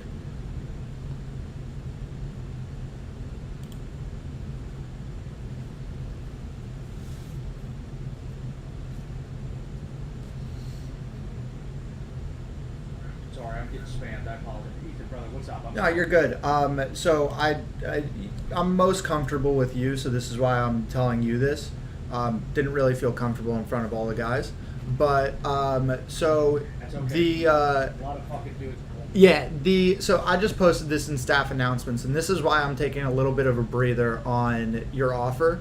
I would have jumped on last week. I would have jumped on that offer immediately, like immediately. Today, I'm not jumping on the offer, not because it's not good for me. It's great for me. It would not be good for you guys. And I'll explain why. So I just posted this in my staff announcements. I told you guys I freaked out at my staff. It was about a lot more than what was just going on in VC. So I basically wrote, I'm going to have a few conversation with a few staff members at the end of the month. Some of you guys this week. Just wanted to show you guys July 1st to now compared to June 1st to June 20th, right? So our month to date compared to our last June 1st to June 20th. Gross volume from sales down 38%. Net volume from sales down 40%. New customers down 66%. Active subscribers down 16%. That's 2 months in a row. Activity in the server has decreased by about 13%. The only person currently growing on Twitter or growing on social media to increase any of our members is me. The rest of my staff has all had decreasing followings. Basically, I quoted this. Insanity is doing the same thing over and over and expecting different results but coming to the same outcome. Right? If you're doing the same thing and have been doing the same thing on social media and we aren't growing and it's not working, you're doing it wrong. Stop. Do something different. So I had to tell you guys those numbers, like compared to last month. So month to date. So this month we brought in only $8,290 so far, and our net volume from that was only 6,244. So this month alone, I probably will not be making more than $4,000. Okay, so here, let me ease your anxiety here and ask you a question. Out of everybody that you have access to, and it's just you and me, out of everybody you have access to, how many members do you think you can bring over? Not the premium members you already have. We'll say 100 out of those. But outside of the 100, and you'd have a couple analysts worth of expenses, outside of the 100, how many members do you think would bite on the 1 month offer across the servers, your server, and the email list? Being at the cheapest, we're the cheapest Discord available at $35 a month for value provider. Honestly, at the high end, maybe 200. At the low end, maybe like 10. Like, it's a wide gap. It really, like, there are some days where, my impressions on Twitter, my impressions on Discord, I'm getting reactions on all of my posts. I'm getting, likes on all of my tweets and all of that. There are some days and some weeks where that's super active, and then there are some days and some weeks where I can't even break 10 total. Like, no one's paying attention to me. It's... Well, you'd be blasting this over a period of weeks, like, also as the market's recovering. Yeah, so, that is true. The market recovering, and it's over a few weeks, and I could use this Hype Fury thing where I can schedule tweets and it'll literally just keep talking about how I'm transferring over. Here's another point for you. You remember in the last meeting we mentioned that we were working with potentially another company? Yeah. I cannot disclose that, but that's going to be huge for our value prop. Okay. So that will be very helpful, very very helpful. I cannot disclose it because we haven't. It's not solidified yet. We have a meeting tomorrow, but this is just you and me talking, and I know that this is not going to be repeated. Um, but that will be a disgustingly large value prop for us, and it will be extremely helpful to your marketing. Awesome. Okay. Yeah, because if there is another product, I could say, hey, you guys get this product alongside. Like that would definitely help. Additionally, I was talking to this guy, Jake the Stock Guy, on Twitter. Not a massive following or anything, but good following. He has a podcast on Spotify. I was on his podcast this past week. He's a good guy. He obviously wants to build a community, but doesn't know how to do it correctly. He's talking with another guy who runs a like premium Discord premium service. It's like a private Twitter called GAA Options. And what Jake came to me and said is that he would love to, find a way to merge with my business. And what I told him was, I'm already talking about merging with another company, like another group, and they're bigger than me and more organized than me. If you did, I would love to introduce you to those guys. Like, if you were still interested, I would love to introduce you to those guys, and maybe you and GAA, because that's the guy he was merging with, could possibly talk to them about coming to them. Because they're not bringing in the same revenue that I am. They're bringing in less than $2,000 a month. Yeah, so it's like, they have super small communities, but they're really good traders. Okay, well, I mean, we need analysts and we need members, and specifically, I need you. Yeah. This is like the only reason why I brought our conversation to the admins is because I want you. I would like you to be in our. I want to be in your dude. I don't want to work alone anymore.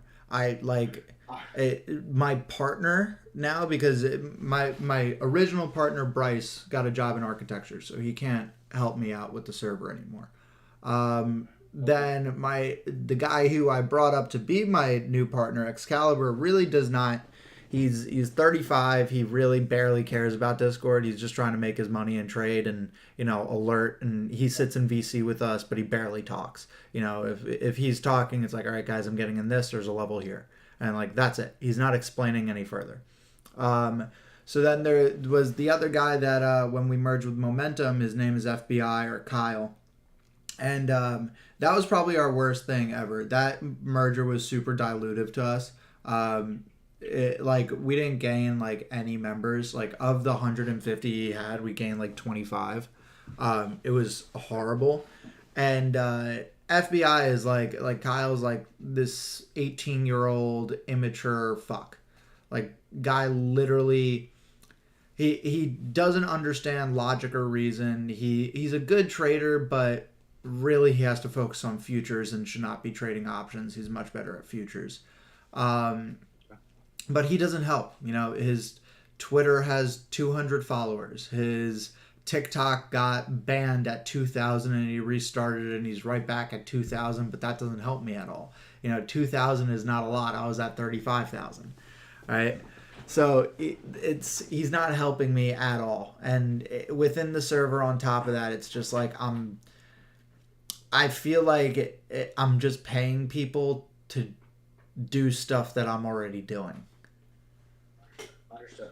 So, I think between, and you're going to get help from our guys. Logan wants to work with you directly to do all of the email lists and everything, and get a beautiful offer, give the link and everything, so that people have an easy way of getting access to the free month within our server. We're not asking for credit cards. So I truthfully think that with our help and you blasting this everywhere, plus the additional offer that we're going to be discussing tomorrow with that gentleman and his company, I think that you're going to the whole lot sum, and yeah, the whole lot. I think the whole lot sum is gonna get you right back up to that $6,000-7,000 number, and I think that's a higher probability for you, and fuck us, Okay, I'm not speaking for us. I'm speaking for you and I right now. I'm not talking. When I say us, I mean OBR. I think it would be a higher probability for you and a better outcome because 2-3 months down the road, if you're still declining, revenue's going to drop regardless. And if you said you're only going to do about $4,000, $5,000 this month, we're right in that ball game. Except now you have a full team, and even if you're not alerting anymore, we've got that covered. And if you bring over some analysts, that's fantastic. You can still cover what you're currently paying them, but you have a full support team. We've got your back. You're going to get to talk to me every fucking day. Awesome. Yeah, and of the analysts that I'm bringing over, it's really just, you know, I mean, XCal, Sunkist, I don't even know if she would come over. Sunkist is like one of my best analysts, but she's been telling me for the past like 6 months that she's wanted to stop alerting because she works another job. And I don't know. But the analysts I would bring over they would barely take out of my pay. So that's nothing. They're really the guys that I want to bring over the most are the guys that I speak with in VC, and there's only like 4 of them, and only 2 of them are paid. Okay.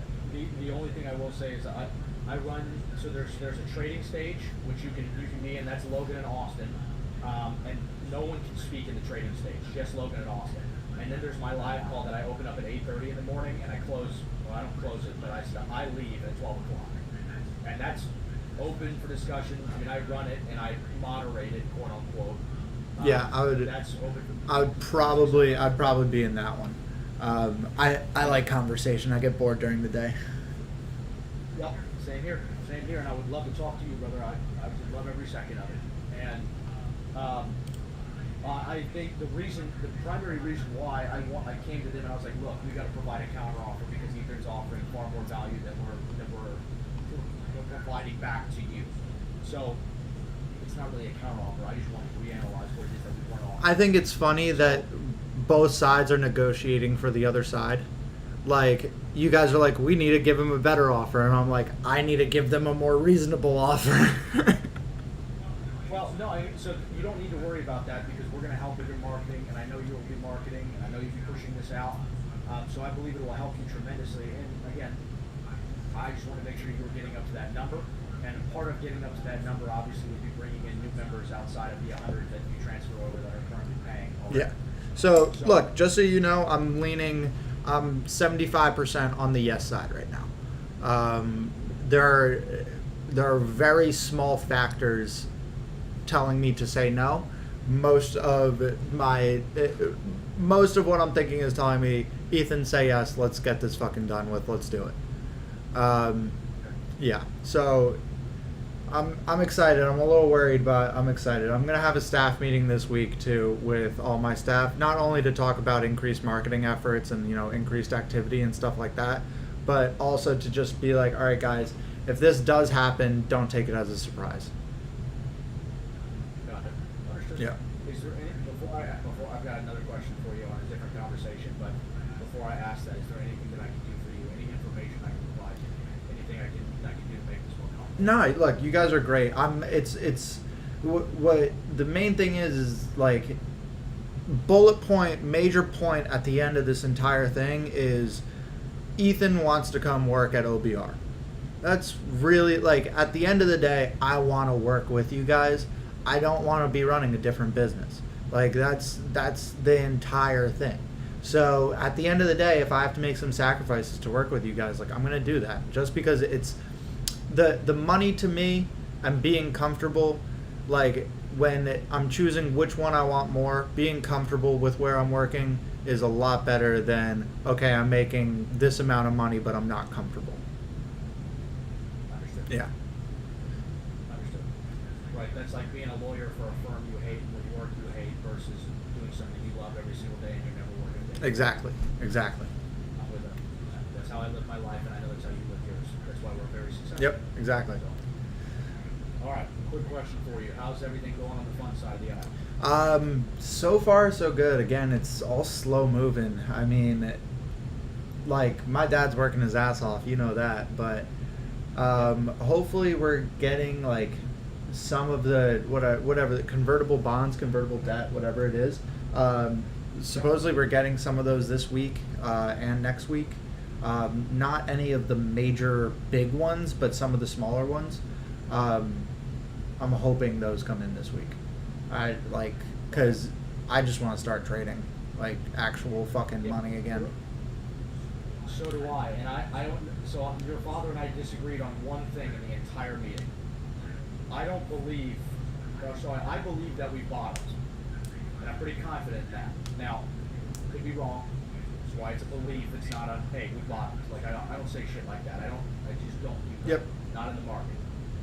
And your father thinks we have another 1 to 2 months of some major red before we see any inflationary relief, and that I can't disagree with the logic behind it. I just disagree with the fact that I do think we bottomed. So the reason why I'm asking is because everything that I would be utilizing within the portfolio via the model that I deploy, that your father and I talked about, when we were in the meeting, is still inexpensive right now, but in 3 weeks, 4 weeks, it may not be inexpensive. Yeah, I feel you. Yeah. So one of the main reasons my dad is staying bearish right now is just because of my dad works with this girl that she's in the Harvard Club.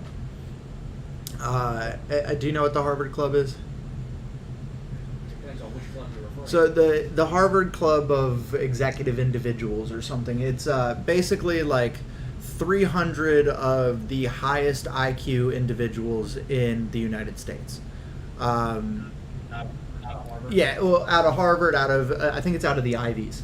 And look, they all run multi-billion-dollar organizations.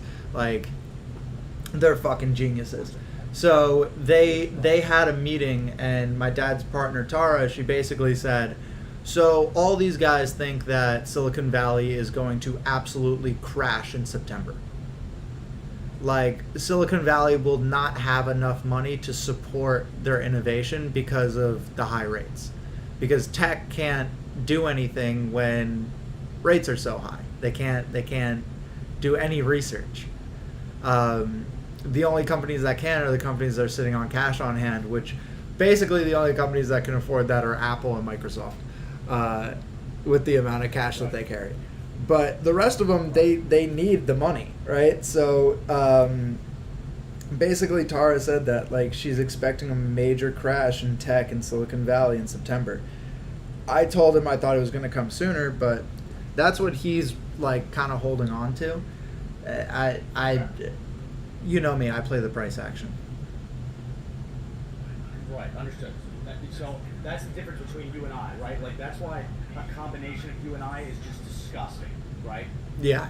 For me, I play downside price action because that's when I'm levering into the market. You play price action regardless. Now, I create my cash flow, and so my longs are upside price action, my cash flow comes from downside price action. So I make money up, down, or sideways, but on any given day, you can trade with the direction of the market and profit. Me, takes a couple days. Yeah, yeah. Well, today fucking sucked. Today I was in, 0 DTE puts, made a fuck ton of money, but I was swinging 370 puts for August, right? Dude, I lost all my profit today. Like, all my profit today on those August puts. Average down on my August puts because I was like, I'm buying at the same spot, right? So I go green on my August puts, I go green on my 0 DTEs, I sell my 0 DTEs, and all of a sudden just SPY skyrockets and hits my stop loss in 3 candles. Dude, I'm in a shitload of covered calls right now, and I never worry about them whatsoever because I roll them back for later dates, and then we always have a sell-off and I make money, so I'm not really worried about it. But I will say that my covered calls are getting destroyed right now. And I'm really not that worried about it because I'll roll it over. But it is what it is, dog. Sometimes the market does some wild shit, but you and I are prepared for literally anything, so it doesn't matter.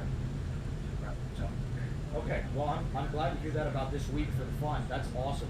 If your father needs anything else from me, any information, please obviously let me know. 100%.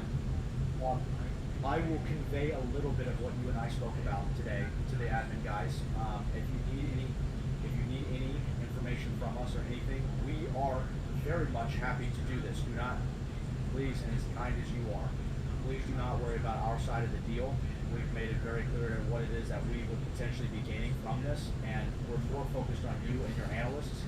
And then, you know, if the marketing goes really fucking well, market's up, and we start getting a shitload of interaction from you putting this free month out and everything, that's fucking awesome too. That's fantastic. Awesome. I've been very clear to them that the members are great, everything's great, the revenue's great, it'll help you with revenue, but I would like you to be in our server. So, I was just like, look, we can bring in a fuckload of members, that's great, but I want Ethan. You guys, that's fine. You want members, I understand. I would like to have somebody else in the live call that I can fucking talk to, because none of the other, this is between you and I, none of the other fucking guys come into my live call because they don't want to talk to members. Yeah. Or whatever. That's the only thing I can conclude with. But they go in the live trading stage and they talk to each other. No one comes in my live call. Wow. So it's gonna be you and I, brother. We're gonna run that bitch. Awesome. All right, Clayton, I loved everything you just said. So, you know, like, I'm a lot more confident about this. I'm going to start talking to a few of the guys today. Okay. Thank you, brother. I appreciate you very much. And whatever you need from me personally, you can ask, right? Like, I have a consulting company. I have my assets and I have my fund. And I have my contacts. And then I have OBR. You need to talk to me man to man. Talk man to man. All right? Fuck the business. Thank you so much, bro. Thank you. That line's always open for you. I will convey what I know is not between you and I to them about this conversation, just saying, hey, Ethan's feeling good, he's going to get back to us. That's it. That's all. Awesome. Cool. Thanks so much, Clayton. Absolutely. Thank you, brother. I appreciate the call. Yep. Have a good one. I'll talk to you soon. Yes, absolutely. All right, bye.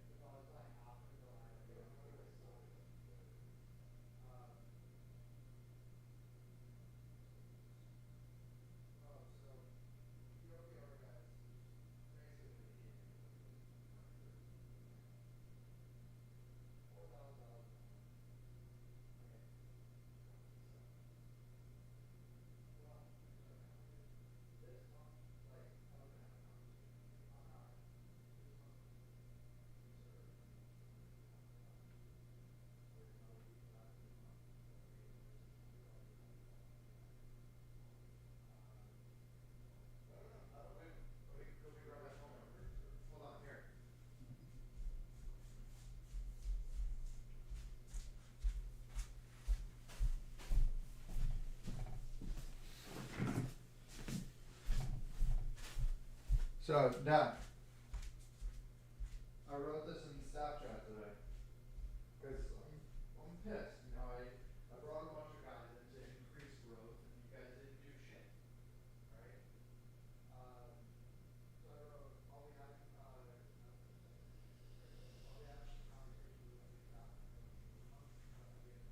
you about where we are right now. July 1st to now compared to June 1st to June 2nd. Gross volume for sales down 38%. That's all it is.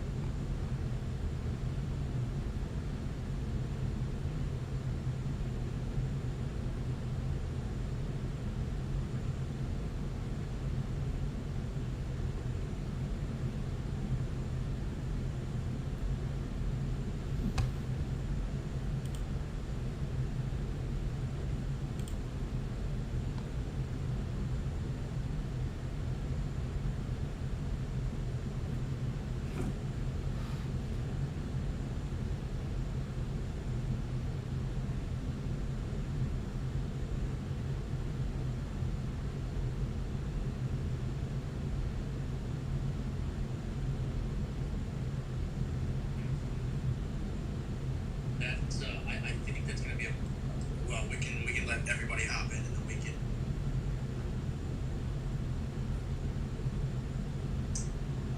Mr. Royal Market Burglar is present.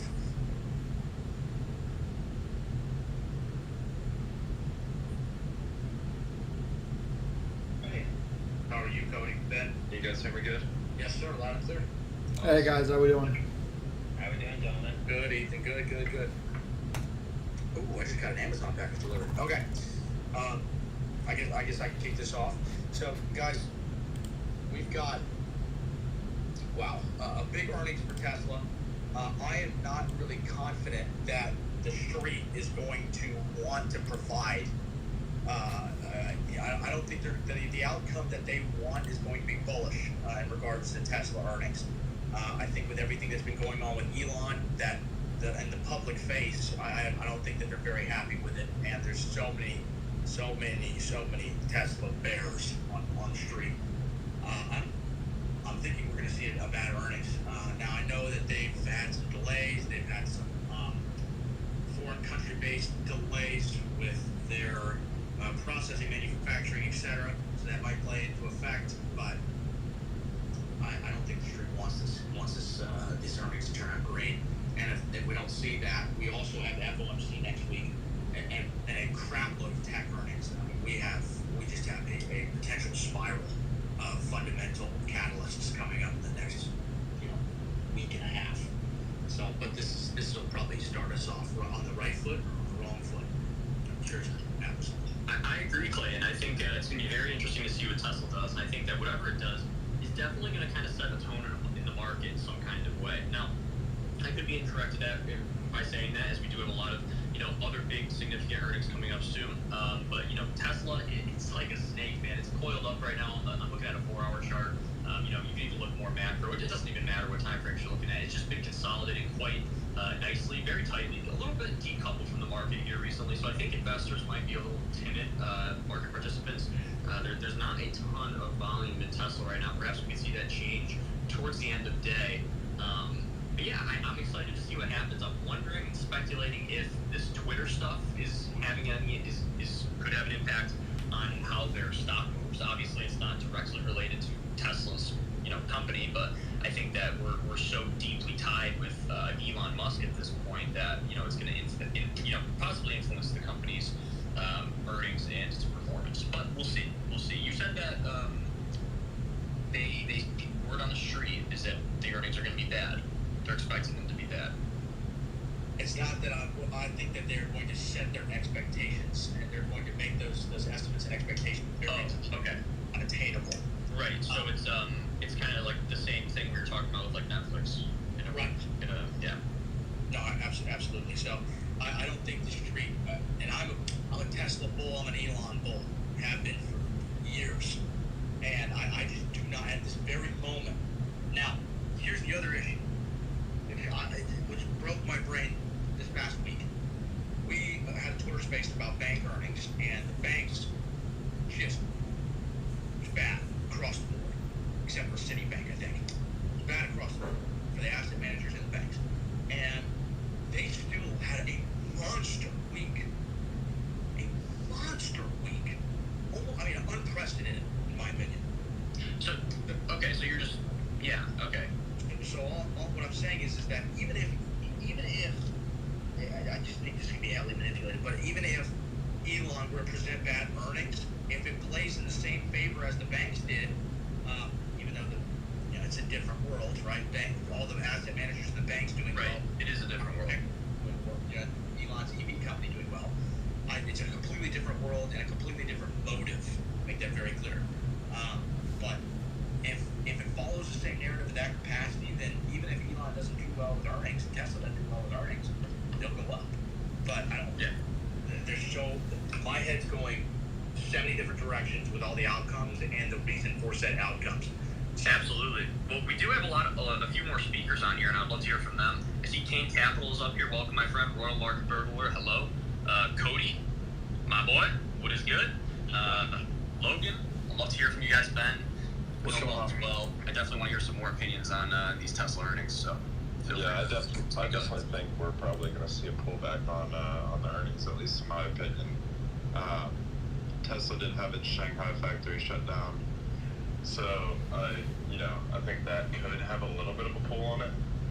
Overall, I do agree with what Clayton was saying about just the general person right now. I think isn't as bullish on Elon as they might have been a year ago. And then also just looking at a little bit of historical data, at least over the past 4 years, the Q2 earnings has seen a pullback on the stock price, on the stock share price, that is. So not necessarily a bearish earnings, but definitely have seen pullbacks after Q2 earnings in the past. Absolutely, and what you said about people not being as bullish on Elon, that kind of gave me some goosebumps. I'm not gonna lie, pretty strong statement there. I like it. But yeah, what's up, Ben? Hey, what's going on, everybody? I just wanted to say thank you, King Capital, Ron Market Burglar, for joining us, the rest of the OBR crew. I just wanted to point this out. This just came out about 10 minutes ago, published by CoinDesk. Tesla could face a $460 million impairment charge on its Bitcoin holdings in Q2. So just for... Did this just happen? Yeah, just about 10 minutes ago, I just saw this information get released. Wonderful. Should be wonderful timing. Yeah, wonderful timing. They love to do it.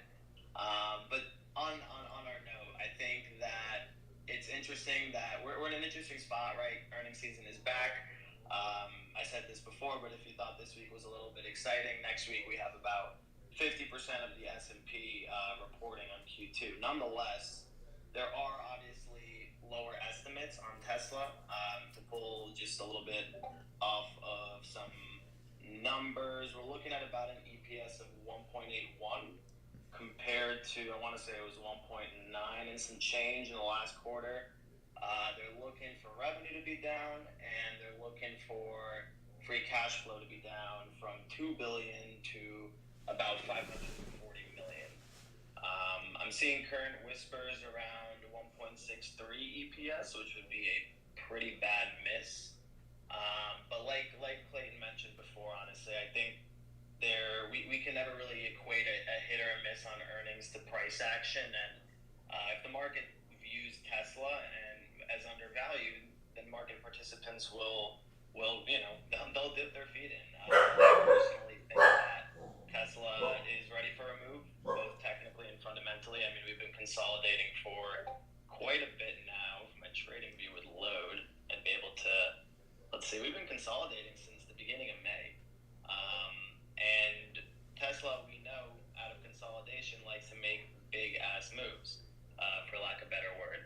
So if their earnings is not going to be the one to move it, I'm not sure what will. But I think we should have some telling signs, and hopefully they start off on a good note, because I think sentiment would like to follow that. If Tesla reports rather well, or at least not as bad as they thought, we could see some positive sentiment going into next week with all the other big guys going on. But yeah, no, I really just wanted to share that article that just came out a few minutes ago. Really, really interesting. But yeah, I see Logan wants to speak. I do. And I would like to start off with saying hello and welcome to King Capital. We've not yet had you on the Twitter space, so very grateful for you to join us today, and Ethan as always. I just wanted to quickly go over some of those numbers that Ben brought up, which was the expectations of a revenue of $16.9 billion and an EPS, I think you said, of 1.81. I'm seeing 1.8. And also, something worth noting is the company was expected, forecast said, to deliver 350,000 units, but only delivered 255,000 this quarter. So that's a 27% drop. And with those numbers in mind, and all this other news going on, it seems like earnings probably won't be that well. Won't go that well. But it's also worth noting that ER can really go any way. So it's worth keeping that in mind. And also, even though they did only deliver 255,000 cars out of that 350,000 forecast, it is worth noting that Tesla vehicles in specific, are up 25 to 30% year over year just due to inflation. So maybe that doesn't mean too much in the grand scheme of things. But the last point I wanted to just quickly touch on was this consolidation you brought up then. if you view it on a daily chart, it kind of looks like a triangle. If you view it on some higher time frames, it does appear to be just a rectangle consolidation. Hopefully, this earnings does push us out of this triangle that we've been in for a couple of months now. I'm hoping that it does, especially if we have some good earnings. We're very close to the upside of that resistance on this consolidation. So I think that could possibly move us into some more exciting price action for Tesla. But I'm not holding my breath. I'm just hoping. Yeah. I see King Capital has his hand up. Hey, what's going on, guys? This is Cotton Trades from King Capital. One of our head traders over there. Just wanted to thank you guys for having us on, obviously. Appreciate that very much. And so I've got to get out of here relatively quickly, so I just wanted to share some of my thoughts on the Tesla earnings that we've got today. So just off the bat, it looks like we've got an implied move of $52 up or down by the end of the week. So at 740 right now, I guess that puts us at 790 on the upside, about 690 on the downside in terms of the implied move on earnings. And then one of the other things I was looking at coming into the earnings is that they've actually beat top line estimates 10 times in a row. So Tesla has a history of overperforming the street's expectations in terms of revenue. And so I think that will be very interesting to see coming into the earnings. I'm honestly leaning bullish.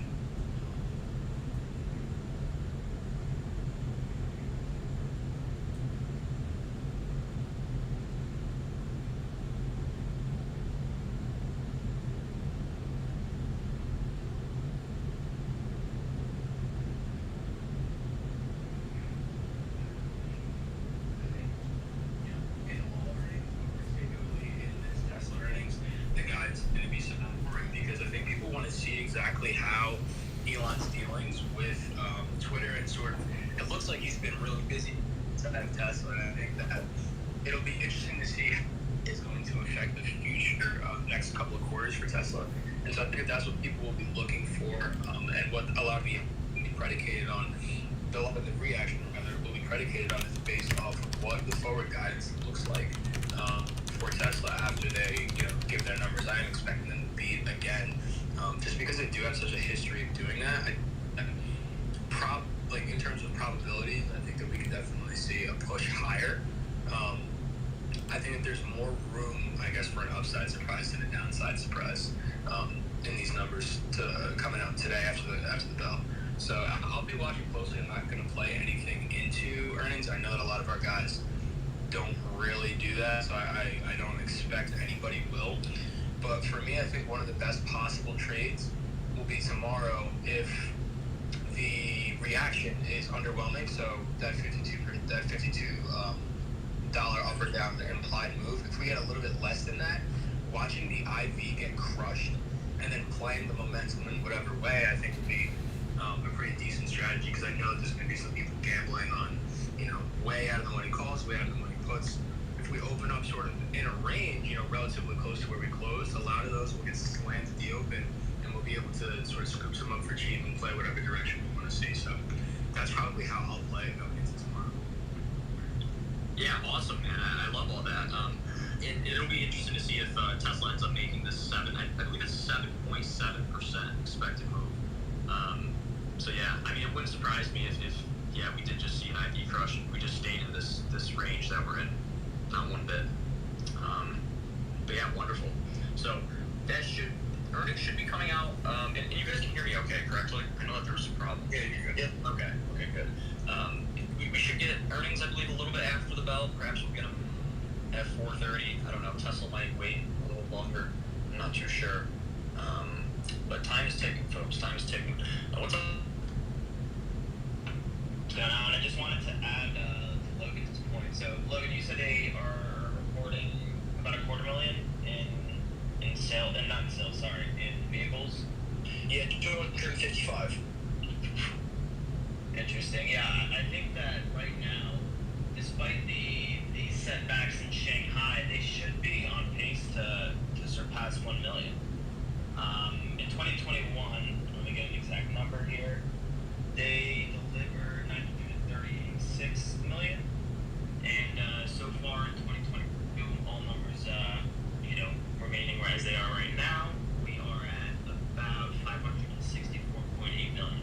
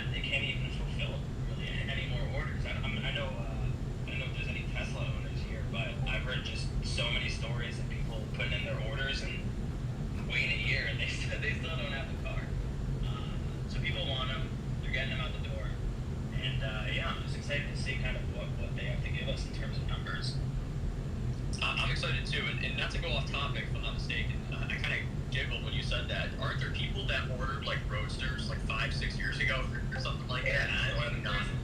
There's people that posted on there, they post on their stories. So man, I just put a $250 deposit on a Cybertruck. I'm gonna see it in my driveway. Right. Yeah, with the Cybertruck. I forgot. Why am I thinking about Roadster? I don't know. Whatever. Could be that too. Memes, bro. Memes, man. I see Royal Markberger was in here, man. What's up? I haven't heard from you. I'd love to hear your thoughts on Tesla. Yeah, so look, I'm gonna be completely honest with everyone in here. I suck at earnings. I literally have a spreadsheet to track how many earnings lottos I've won and lost, and of 112 earnings plays, I have only won 3. So I will not be playing Tesla earnings. However, I do have a theory about Tesla that I don't. It's not a theory that I would put money behind, but it is a theory I like. A few weeks ago, Elon Musk came out and said that, like, sorry, I got muted, I think. Continue. So a few months ago, Elon Musk posted on Twitter that, guys, get ready, all this fake news about me is about to come out, with just random stuff, me being racist, me being sexist, yada, yada, you know what I mean? Just everyone hating on Elon Musk. I have this weird theory that hate comes into the stock market, and you're going to have a lot of, I'm not going to get political, but a lot of people who do not like Elon on the politics side betting against his stock. That's really, don't really have much else besides that. Everything that's come at Elon, he's swatted away. Elon has a sexual harassment case against one of the employees at Tesla, and then that Tesla employee comes out and says, all right, it was barely anything. We have a kid, or something like that. My dad has a kid with my stepdaughter. Doesn't matter how crazy Elon gets, people still like him. I want to see if the wrong people are going to take bets on the downside, and if it's going to have enough volume to actually push it down. It would just be Elon haters. It wouldn't be actual traders. It's really hard to put a play on this theory, but I just think it's a company that not only meme stalkers but also regular investors like. It's just, I don't know. I would like to see 500 on Tesla again so I could buy some more shares, but at the same time, I hope that this earnings pushes us over 800 so my shares look nice and profitable that I bought a few months ago. Totally. And do you think this earnings is going to be super significant for the market? Do you think it's going to really kind of set the tone for things, or do you think this is all going to come with the big earnings we have later in the summer as well? So I think our biggest earnings are going to be Microsoft and Apple. Yeah. But the Tesla earnings, I don't want to put too much. I had a lot more strength on the Netflix earnings that I did on Tesla earnings, and Netflix earnings did nothing, or barely anything really. So I don't want to put too much weight on earnings in terms of the market, unless it is going to be Apple or Microsoft.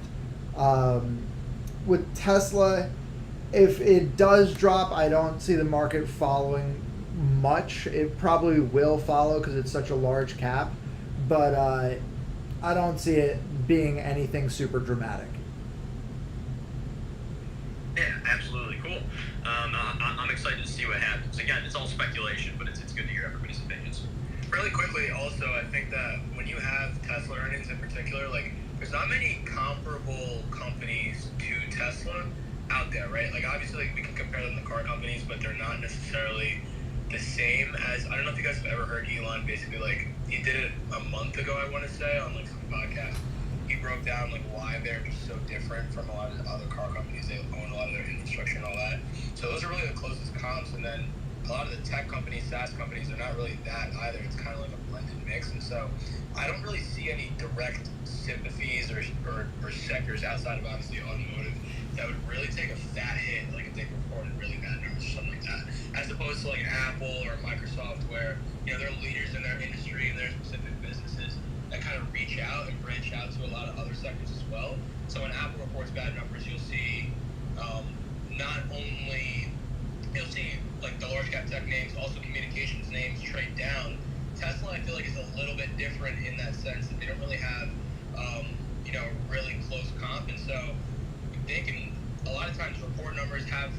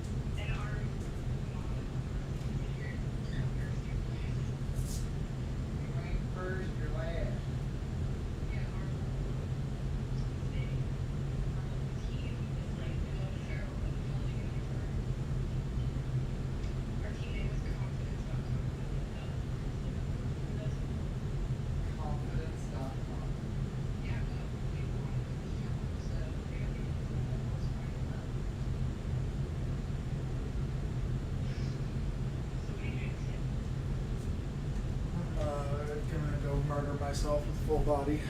I also super pissed. I was in a